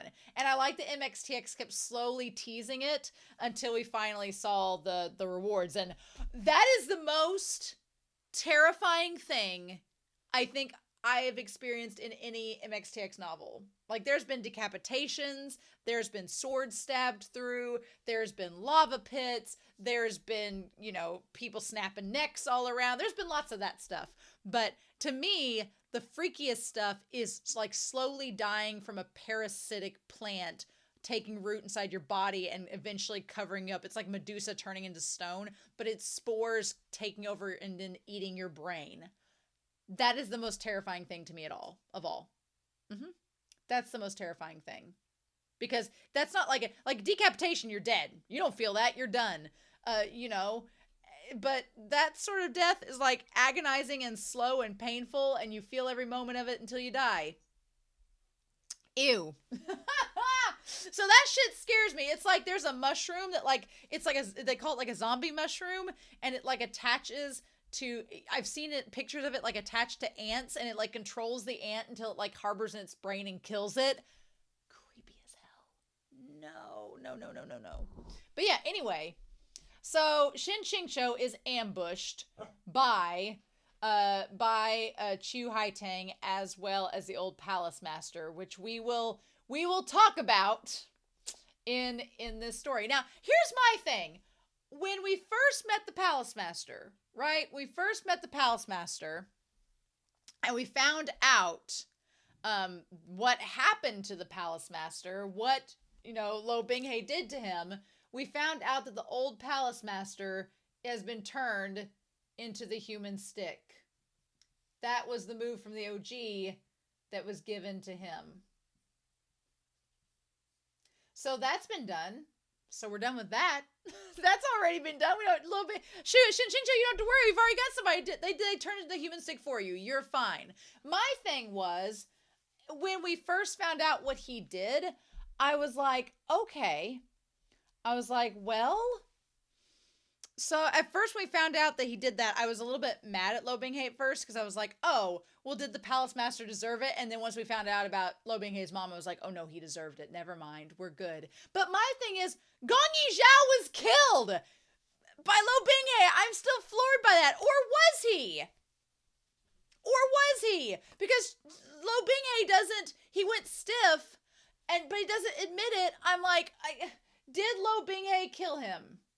Did Luo Binghe kill Gong Yizhao? Or was it someone else?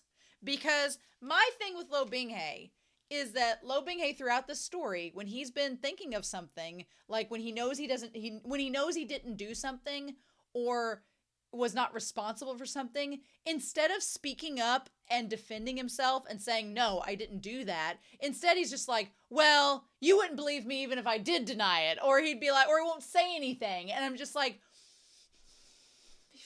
you can't be believed if you won't defend yourself. And I know that's not Luo Binghe right now, but back in volume 2, whenever Shen QingQiu, one of the things that was the catalyst for Shen QingQiu to believe that Luo Binghe was like his old self, or that hadn't changed from his old self, was he's like, well, did you murder all these people? And Luo Binghe's response was, well, in Luo Binghe's mind, he's like, well, Shen QingQiu thinks I'm a murderer because I'm a demon. Of course I am. And it's like, if you would just stand up for yourself, Luo Binghe, and say, no, bitch, I'm not a murderer. I didn't do this. I was X, Y, and Z. Why don't we find out together like Shizun and Disciple like we used to do?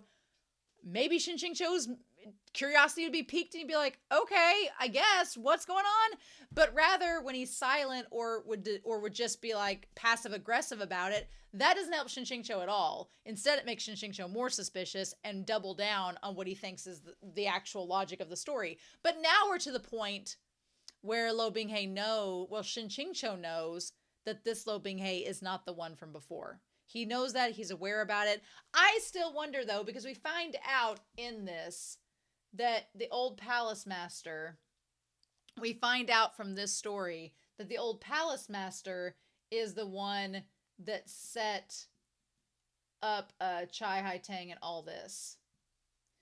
And to frame Shen QingQiu because he wanted Luo Binghe for himself, which we'll talk about, and it's all kinds of gross. So now Shen QingQiu knows that Luo Binghe was actually not responsible for that was the old palace master.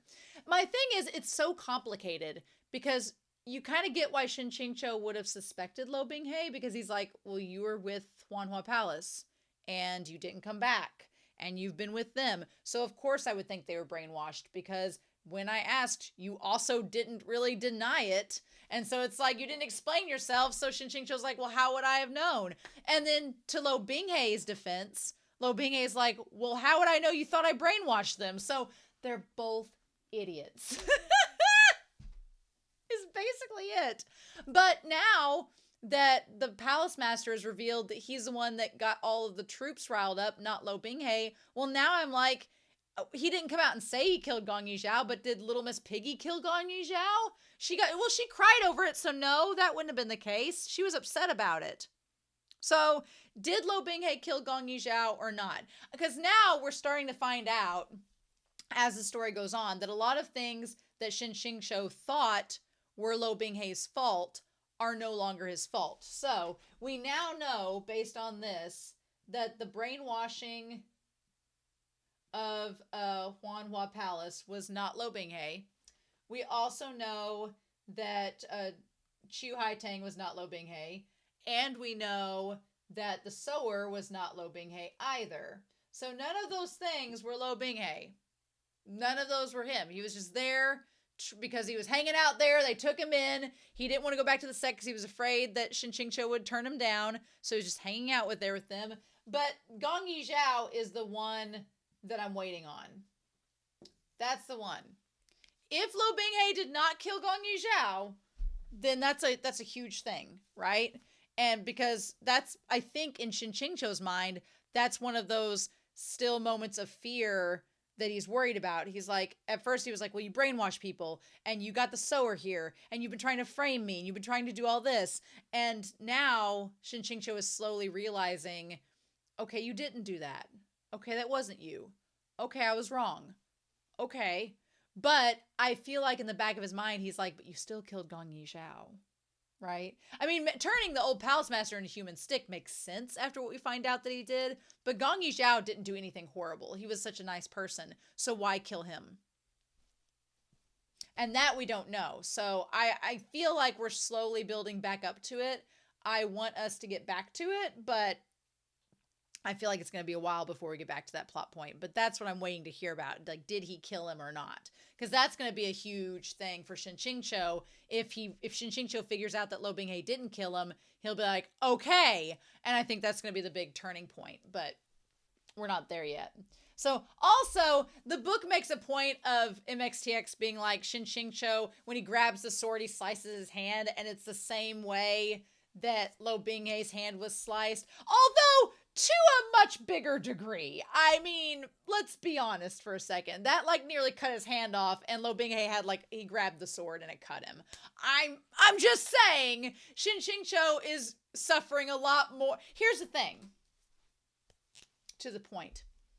Shen QingQiu is an oblivious idiot in a lot of ways.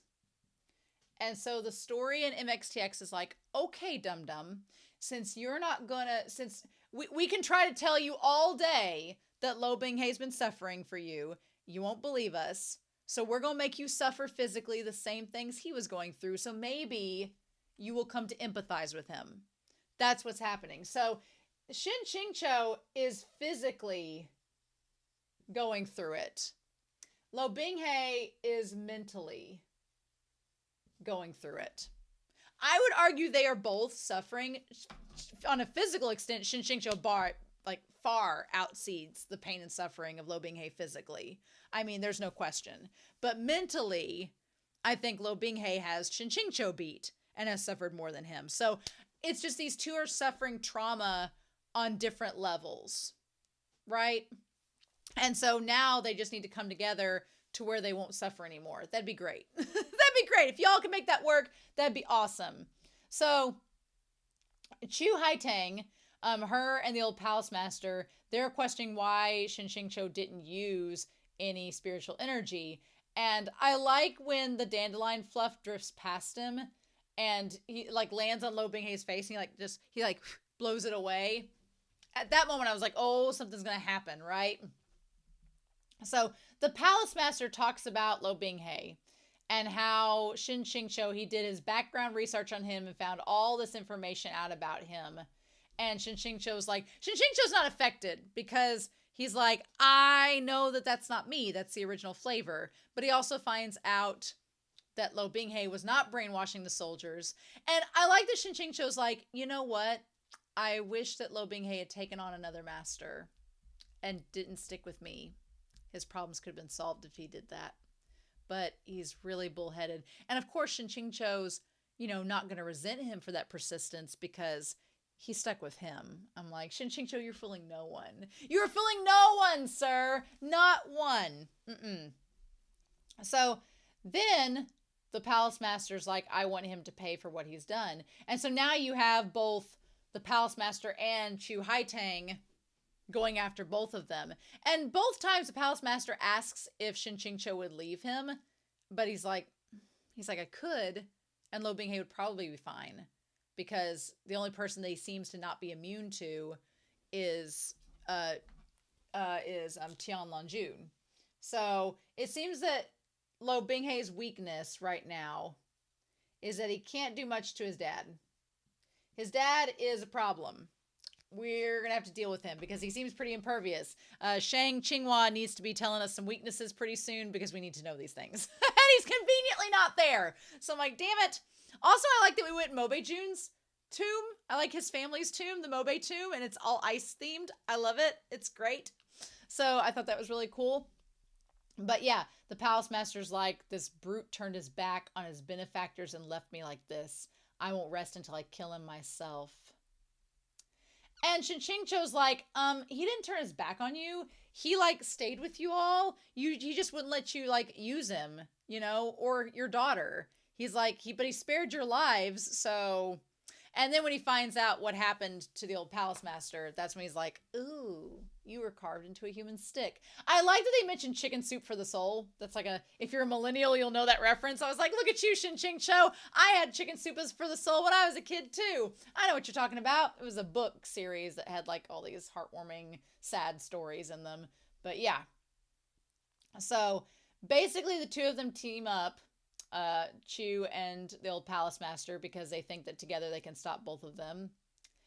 And they talk about Luo Binghe's OP abilities, that they're useless against Tian Longjun, but not so much the old palace master. Whereas Chu Haitang, Shen QingQiu's kind of in a low point with his energy, so he's like, I probably would not stand up too much against her. And that's when he's like, well, do I leave Luo Binghe and go and cut my losses and go on my own? I'm glad in this chapter set that Luo Binghe realizes that Shen QingQiu did not abandon him.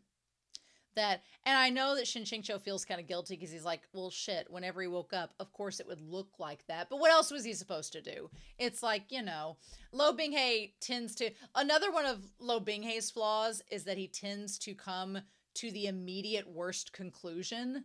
And Shen QingQiu is sometimes not realistic with his conclusions. So sometimes Shen QingQiu is oblivious, or he assumes the audience's knowledge. that does not exist. Whereas Luo Binghe's toxic trait is sometimes he assumes the worst. He's like, oh, I woke up in this coffin alone. That must mean I've been abandoned. And it's like, no, that's not always the case. You need to find out that answer before you start assuming things and taking things in the wrong direction. And Shen QingQiu needs to communicate more so that the people are on the same page. You can't just assume people are on the same page as you, because that's not always how it works out, right? And Shen QingQiu's like, he just couldn't convince himself to use the plot armor of the protagonist and stand aside and let someone hack at him. He's like, at this point, he could still use Luo Binghe and put him in danger. But if he did that, he really would be like the Scum villain of the original novel. And he's like, I can't do that. He's like, my whole point is to not be the Scum villain. So, nope.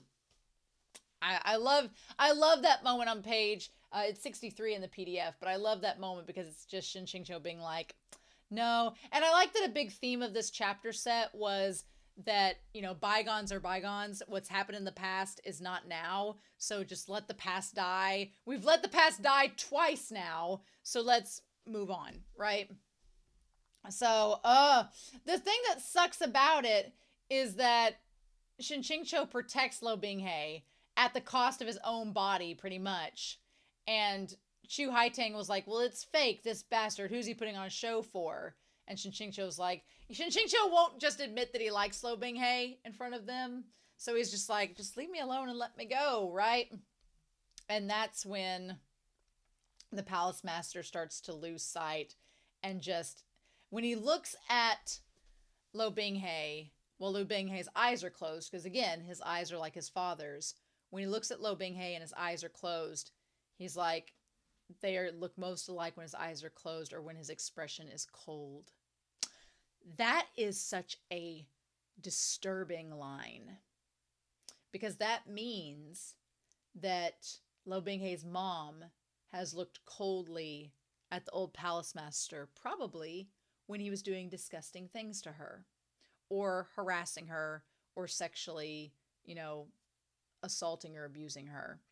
And he knows her expression well, and he sees it in Luo Binghe. And I'm like, that is disgusting. There are very, you know what? MXTX does a good job of making really good villains and really good antagonists.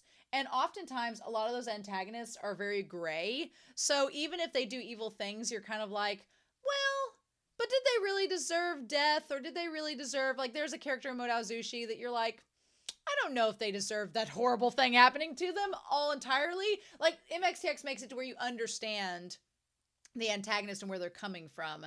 But the Huanhua Palace Master, MXTX makes it very clear that his type of scum is not worth celebrating or getting on the side at all.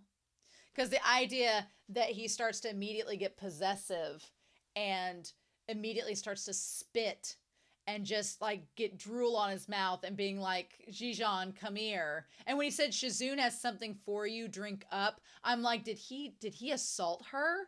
Did he like drug her and assault her? And I feel like Shen QingQiu's thinking the exact same thing, because he's just like recoiled. Also, Luo Binghe, sweetheart, you slept through the best parts. That your heavenly pillar would have been erect, sir, if you had known that Shen QingQiu was cradling you in his arms with your head pressed into his chesticles, not his testicles.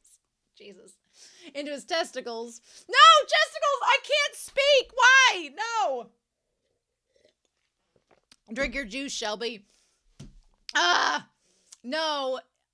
If Luo Binghe had been awake and knew not only when Shen QingQiu had moved his heavenly pillar aside in the coffin, but had pressed his head into his chest in a warm embrace, I think it could have solved a lot of problems. I think the fog of misunderstanding could have been cleared up a lot in that moment. Or maybe it would have been made worse, because then he would have questioned Shen QingQiu about it, and Shen QingQiu, who's still questioning his own sexuality, would have been like, I don't know. So, but, yeah, the old palace master's disgusting.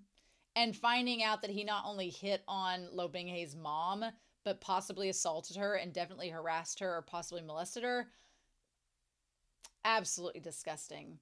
And I also like that it is a very clear distinction MXTX is making between the love that the palace master claims to have had for Luo Binghe's mom, and this perverse possessiveness, and deluding himself into believing he could groom Luo Binghe into this obedient child. It is not like Shen QingQiu's affections towards Luo Binghe, and it is certainly not like Luo Binghe's love of Shen QingQiu. Now, to be fair, Luo Binghe does some kinky shit that Shen QingQiu is not currently consensual with because he's not currently consensual with his own sexuality. I feel like, do I think Shen QingQiu could eventually be into that sort of thing? Yeah, because as people have noted in the comments, Shen QingQiu and Luo Binghe, they're both pretty flawed, and they're both not perfect, and they both kind of have like a delinquent side to them, so sure, I could see it, but Shen QingQiu needs to be comfortable with his own sexuality and with himself before he's comfortable with how extreme Luo Binghe's love can be for him. So, until he's in that state, it's like it's a little too much. Sometimes Luo Binghe can be a little much. But Luo Binghe comes from a place of devotion and absolute love, even if it's a little yandere. The Palace Masters is just disgusting and self-serving and narcissistic. It's awful. So yeah. So then we have chapter 61. And I love that Shen QingQiu gets so excited and he's like, haha, dumbasses, my plan's in motion now, bitches. I'm gonna get you now. And then he reveals the ties that bind, which, like I said, are the most disturbing installment into the MXTX franchise. And this is the first story. This is the first series. I'm trying to think of deaths that are more gruesome than this one with the old Palace Master. I mean, Heaven Official's Blessing and Modao Zushi spoilers, I'll wave my hands again when I'm done if you want to like scroll through. But I feel like the beheading of the the beheading of Shiwudu is almost like It seems rather tame in comparison. It was just a decapitation. Then you have Shilian getting stabbed with all the swords. That part's pretty gruesome. I would argue that part's really gruesome. But Heaven Official's Blessing is more like a series of either, well, there is a human face disease. That's pretty disgusting. But I don't know. This might beat it. It's because a lot of stuff in Heaven Official's Blessing is just very gross, or it's very like done, like dead and done, or it's really gross and lingering, but not like life-threatening in that sense. So I don't know. Or as intense. Maybe intense is the word I'm thinking of. Maybe as intense of a death. This death was pretty intense. I was like, ooh. And then in Modao Zushi, I mean, other than what happens to Huaisong's brother, the Ni brother, other than him and the ending with Yao, I guess Daddy Jin, but that one was deserved. Daddy Jin's death is a lot like this one, where it's deserved. You're like, yeah, but I think this is the grossest death. I think this might be the grossest death for me. I don't know. I thought the spiders were creepy in this story, but this is the creepiest death for me. I think this is the most worst death, and MXTX makes it very apparent that it's like, nope, they dead, and there ain't no coming back. They're gone. And it felt like a death you'd see at the end of the story. Like this was the climax. This felt like the climax of the story, and then Shen QingQiu and Luo Binghe would come together and resolve their differences and live happily ever after. But that's not what happens, and we're only barely in to Act 3 of 4. So it's like, I'm like, MXTX, what else you got planned for us? Don't answer that question yet. But yeah, and so the old Palace Master eventually just dies. Yep. Now the thing that's interesting is he tells Chu Haitang to get up and kill Shen QingQiu. And when he tells her to kill Shen QingQiu, she wakes up and she's terrified. And that's when she starts screaming. And she's like, it's not possible. It's fake. It's fake. It wasn't my brother. He didn't do anything wrong. It couldn't have been him. You're lying. So her brother was the one that supposedly was killed by Shen QingQiu. So it feels like she was freaking out and had a reminiscing about her brother dying at Shen QingQiu's hands, and she said he didn't do anything wrong. It couldn't have been him. You're lying. So, but he didn't do anything wrong. My question is, we know from back in volume 2 that Shen QingQiu, he met Shen Yu, and Shen Yu looked like he had been suffering where he had been living. And Shen QingQiu was like, well, that doesn't make sense because the story that Chu Haiteng tells feels like he was accepted with open arms and betrayed them. So this seems a little bit different. What's going on? So did the brother do something to Shen Yu that warranted him hurting her brother? And that's why she's freaking out, because like, oh, my brother didn't do anything wrong. And she says, I didn't know it was like that. I didn't do anything. Why did I have to suffer all those years? And Shen QingQiu's like, I don't know what's going on.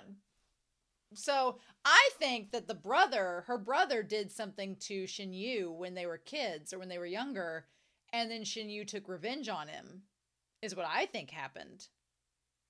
But we don't know the full details, and even Shen QingQiu doesn't know the full details because it wasn't published in the original story. There's so many moments in these last couple chapter sets that I was like, where's airplane shooting towards the sky? Where are they? Why aren't they explaining things? Why did they do this? And we get no answers, of course, because why would we? So anyway, Chu Haiteng, she just left. She just runs off. And then we see the old palace master just like, the line that gets me is his head just thudding heavily to the ground, like just boom, and he's dead. I don't think it's cause for pity, although it is.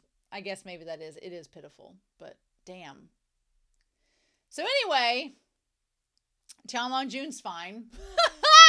He's fine. And Shen QingQiu. Now, Shen QingQiu, I was curious why he put Luo Binghe in the coffin. But then it made sense because, again, Shen QingQiu just thinks of ways to solve the problem. But his problem is also that he does not communicate. He's thinking this all in his head, but he doesn't tell anybody about it. So that's a problem, right? So he puts Luo Binghe in the coffin because he's like, I'm going to go trap them in the Mobejun tomb. I don't need Luo Binghe chasing me around like a puppy or getting mad and raising his temperature up because then he'll freeze too. He's like, I don't just stay here and let me go deal with this and I'll come back and get you. And so that's exactly what he does. He keeps him in the coffin, and I like that he places Jinmo beneath his hand. And he also, like, the whole time, let it be known, Shen QingQiu tests his hand. It's hot. The mark on his forehead is glowing brighter. He checks everything, makes sure everything is okay. Shen QingQiu went through just like a dumpster fire to make sure that Luo Binghe was fine. And then he ended up right as rain. I like that he instantly heals himself, and Shen QingQiu's like that badly taxidermied fox that's just like just strung along, and he's like, oh, cool. Glad you're safe. And Luo Binghe is like, I'm as right as rain. And Shen QingQiu's like, been rode hard and hung up wet, and he's like, great. Glad you're fine.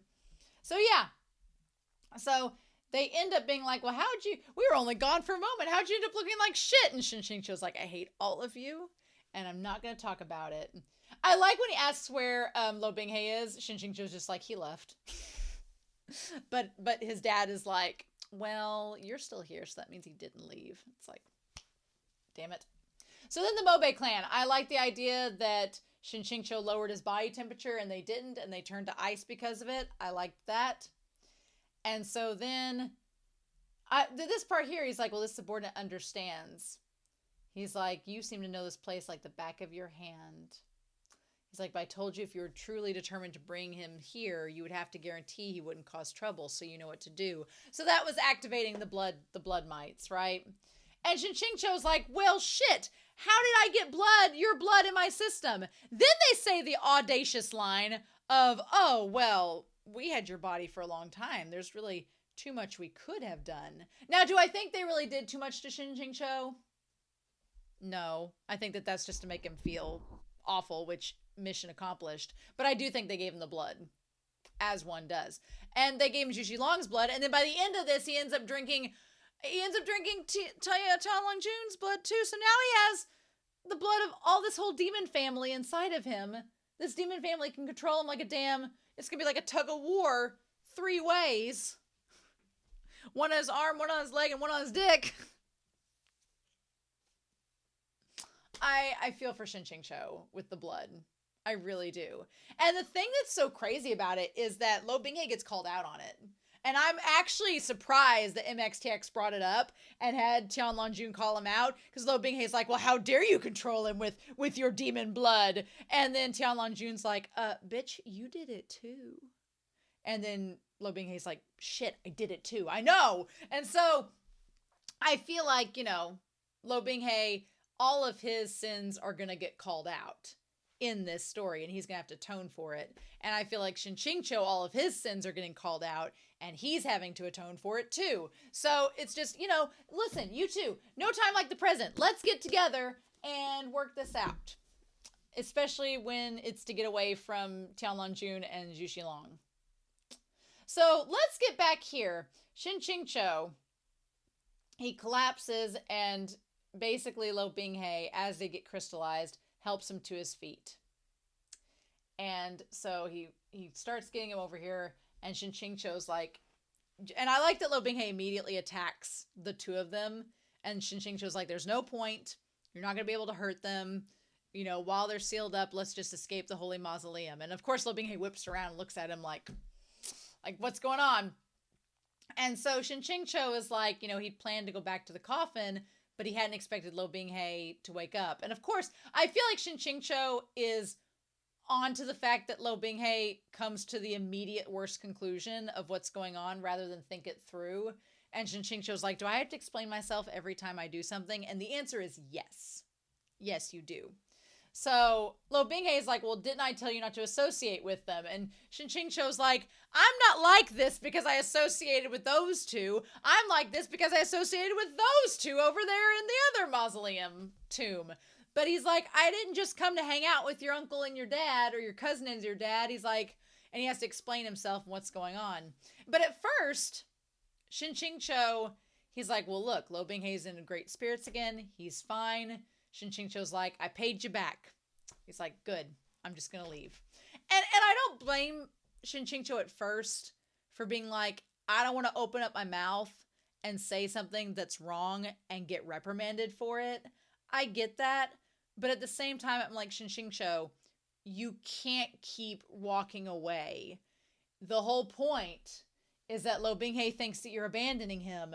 If you are going to prove to him that you're not doing that, then stop doing that. Then stop making it seem like that's the case. And Luo Binghe, if you are trying to convince Shen QingQiu that you're not going to fly off the handle and do something violent to him, then don't fly off the handle. It's like both of them. I want to just shake them by the shoulders. But we're starting to get somewhere in this, because Luo Binghe notices that Shen QingQiu is crying. And of course, Shen QingQiu's like, me crying? And I like that. Here's the thing. I was waiting for this part from the reaction. Shen QingQiu blames it on ripping out the ties that bind from his leg, which was horrific, by the way. The ties that bind, and him just grabbing them by the root and ripping them off his leg, and then he's just this bloody mass. Ugh. There was parts of this chapter I was like, that is disgusting. MXTX, what the fudge? Like, that is horrifying that Shen QingQiu is like ripping his own flesh off to save himself. But he wants to blame it on the ties that bind, and that's why he was crying. But the whole thing is that the reality is, he's like, he'd staked his damn life to drag Luo Binghe all the way back and had been yelled at for his troubles. He's like, staying there to sulk would be pointless too. In that moment, he's heartbroken, and Shen QingQiu doesn't want to come out and say it. But in that moment, he's like, I did all of this. I'm bleeding. I'm in pain. I carried you in one arm across this mausoleum. I staked my life to saving you. And the first thing you do when you wake up is you yell at me. So thanks. And I definitely understood where Luo Binghe was coming, where Shen QingQiu was coming from with Luo Binghe, because he talks about how he's like, I don't like to brag about, you know, saving people or doing this and that. And I'm like, I feel the same way. I don't like to brag about accomplishments. There are some people that are like, well, I did this and I did that. And I'm like, I don't want to do that because it just makes me feel icky. So I totally understood why Shen QingQiu didn't want to be like, well, I saved you and I did all this. It's like Shen QingQiu, that's not his character. His character is, you know, not the type of person that brags about saving someone and their accomplishments. He just does things. And he's like an unsung hero. He just does it and doesn't expect any reward from it. He's just like, in his heart, he knows he did good, and that's fine. But, so you understand why he's heartbroken when Luo Binghe doesn't even recognize what he did for him. And that's why he starts crying, because he was heartbroken.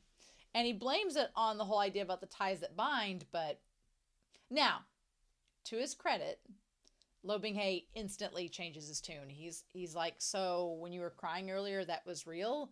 And Shen QingQiu was like, well, I don't know anything about that. And Luo Binghe, I like that Luo Binghe doesn't like let him walk off. He immediately comes behind and gives him a hug. Immediately. And of course, it's where the ties that bind and took root in his arm. I'm wondering how the hell he's going to heal himself. Like, is Tianlong Jun going to heal him? How is he going to heal himself? Because he's in a pretty shitty condition right now. And it looks like that Tianlong Jun and Zhu Xilong aren't letting him leave. So it's like, how is he going to heal himself? He's only got this one body, y'all. And it's got 3 demons' bloods in it and spores. And it's like missing half a foot. Like, what is he going to do? But anyway... So that's when Luo Binghe drags him into the candlelight and looks him over, and there's nothing but wounds and blood.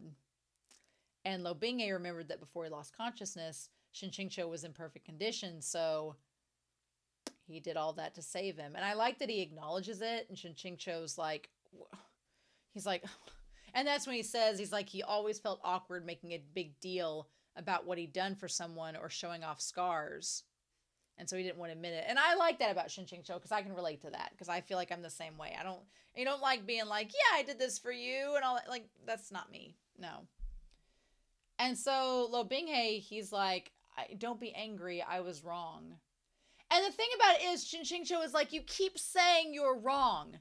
And Shen QingQiu's like, he's like, you say that so many times. I feel like Shen QingQiu, he wants him to stand up for himself. And he's like, I feel like what Shen QingQiu wants is he wants Luo Binghe to just stand up for himself, but also, and here's the kicker, but also wants him to understand. And the problem with that, Shen QingQiu, is that he can't do that unless you communicate. I do feel for Luo Binghe in this chapter set, in a way, because Luo Binghe is trying to be like, I'm so sorry, you did this for me and all this. And Shen QingQiu's like, I wish you would just get it. And I'm like, Shen QingQiu, he would get it if you talk to him. Talk to him. And so it's like, I want to shake him. I want to shake him. And he keeps saying, and this is the part that got me, was he's like, we gotta go. And Luo Binghe is like, well, why don't you hit me? You can beat me up to vent your anger. And Shen QingQiu is like, help, there's a masochist, someone lock him up. He's like, that's the thing that gets me, is that Shen QingQiu's like, I wanted Shen QingQiu so badly to tell Luo Binghe, you don't hit people to vent your anger. That's not what you do. That doesn't help matters. That doesn't do anything. And I wanted him to tell him that so bad, because that would address the other thing beyond the blood mites, but he doesn't say anything. He just calls him a masochist. And I'm like, I feel like he'll need to say something eventually. I feel like we're going to have to come back to that eventually, but I don't know when or how. So, and then he's like, well, why are you always like this? He's like, you cry and admit your wrongs, but you never change. So what's the point? And that's what I'm trying to get at here. He wants him to walk the walk. He needs to walk the walk, and Shen QingQiu needs to talk the talk. That's the difference between the two of them. Just like we have the physical versus mental abuse that both of them have suffered through, it's like Shen QingQiu needs to speak up and communicate. And Luo Binghe needs to if you're gonna become a better person, become a better person. It's like, if you've got to change, then change. And that's when Luo Binghe says, you know, I'll change, just don't abandon me. And that's when Shen QingQiu gets so flustered, because I'm so glad he finally said this. He's like, not even Ying Ying cries this much. He's like, who's abandoning you? Huh? And that's when Luo Binghe talks about the coffin, and Shen QingQiu's like, oh my God, are you kidding me? He's like, are you really kidding me? I'm glad that Shen QingQiu finally was like, nobody's abandoning you. Just quit crying. He's like, I didn't do it on purpose. I'm glad they finally... I thought Shen QingQiu was going to talk about the coffin and not doing it on purpose. But again, he won't talk the talk. And I'm like, Shen QingQiu, come on now. And Luo Binghe is like, well, I didn't do it on purpose. I don't even know why I did it. I didn't want to say those things, but I can't control myself for Shizun. I know I'm embarrassing and unsightly, but I'm just happy that you're here and you didn't abandon me. And Shen QingQiu's like, what is this? Two grown men entangled in a heap, wiping away tears and snot and being embarrassed and unsightly. I love that Shen QingQiu's like, can we let bygones be bygones at this point? But again, he doesn't say anything. And he's like, are you really all right now? And I like the Shen QingQiu, he like rubs his temples and he's like, whatever. This wasn't the first time. He's like, Luo Binghe acts like a dark and badass demon lord, but it's all a facade. And then he's like, well, Shen QingQiu had been pretty ridiculous himself, getting upset over a misunderstanding. He was no better than this unfortunate lunatic child. I love it. So I like that Shen QingQiu is like, in his mind, he's going through all these different stages, and he's finally like, well, yeah, I was being ridiculous too. Let's get over it. I just wish he would talk to Luo Binghe, and whatever we, the audience, know is happening inside of his head, I wish Shen QingQiu would tell him. Because that, I think, would make things so much easier. But MXTX, again, is not after us having nice things. So they both say they're all right. We have like a brief moment of bygones being bygones. And so he's perfectly fine, of course, while Shen QingQiu is like, damn it, this is like a little grass-chewing lamb. He's back to being this little sunny self. And here's the thing. Once Luo Binghe, and my dogs are going crazy, once Luo Binghe has affirmation from Shen QingQiu, he's right as rain. He's a sunshine boy again. He's like, my Shizun is fine with me. I'm perfectly normal and perfectly fine. And I'm like, son of a bitch.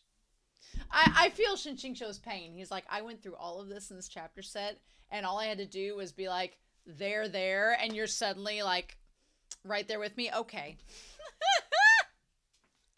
Poor Shen QingQiu. What's he gonna do? And he's like, you're really fine. You don't have any dizziness. Your energy's circulating. He's like, even better than before. And Shen QingQiu's like, of course it is. Your OP Halo has come back with a vengeance, right? And he's like, let's just go.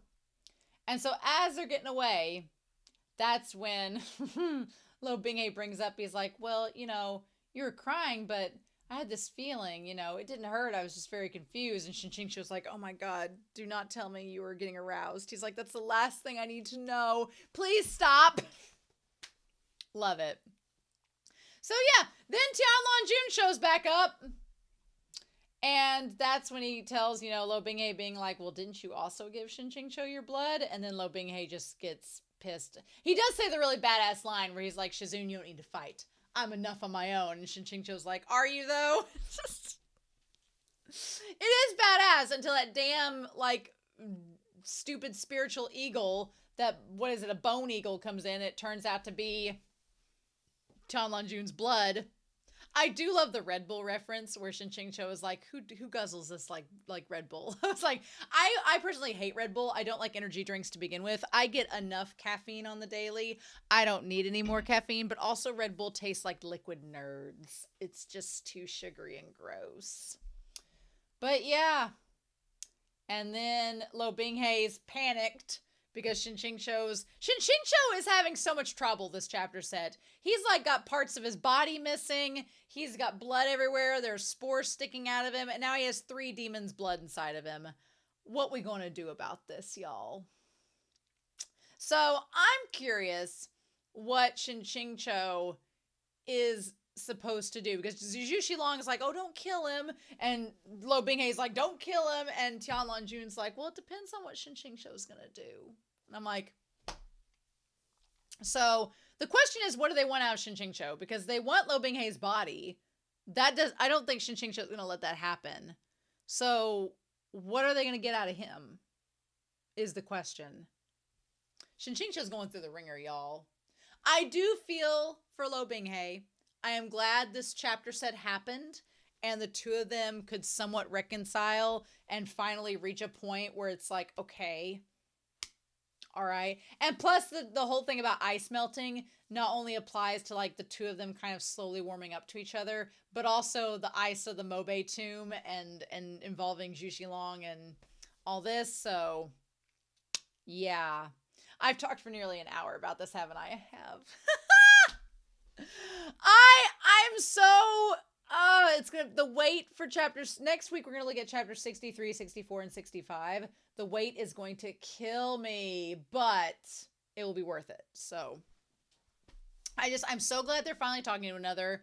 I'm so glad they're finally reaching like some point of contention and connecting with one another. I'm glad both of them have realized, hey, we've both messed up this whole story. And we've done things that aren't good. So why don't we just start over again? And right as they're about to do that, then Terror Daddy and Crazy Cousin show up. So it's like the banjo started playing in the background. Ding ding ding ding ding ding ding ding. So yeah. What do they want out of Shen QingQiu? That is the question. Are they going to try to get him to sell out the other sex and be like, he'll help us take over if we let him live? I don't know. I don't know. I'm very curious. I would like to make a prediction what our young friend will do next. It's like, unless Shen QingQiu joins our harem and stays with us, and Shen QingQiu's like, no. So I don't know.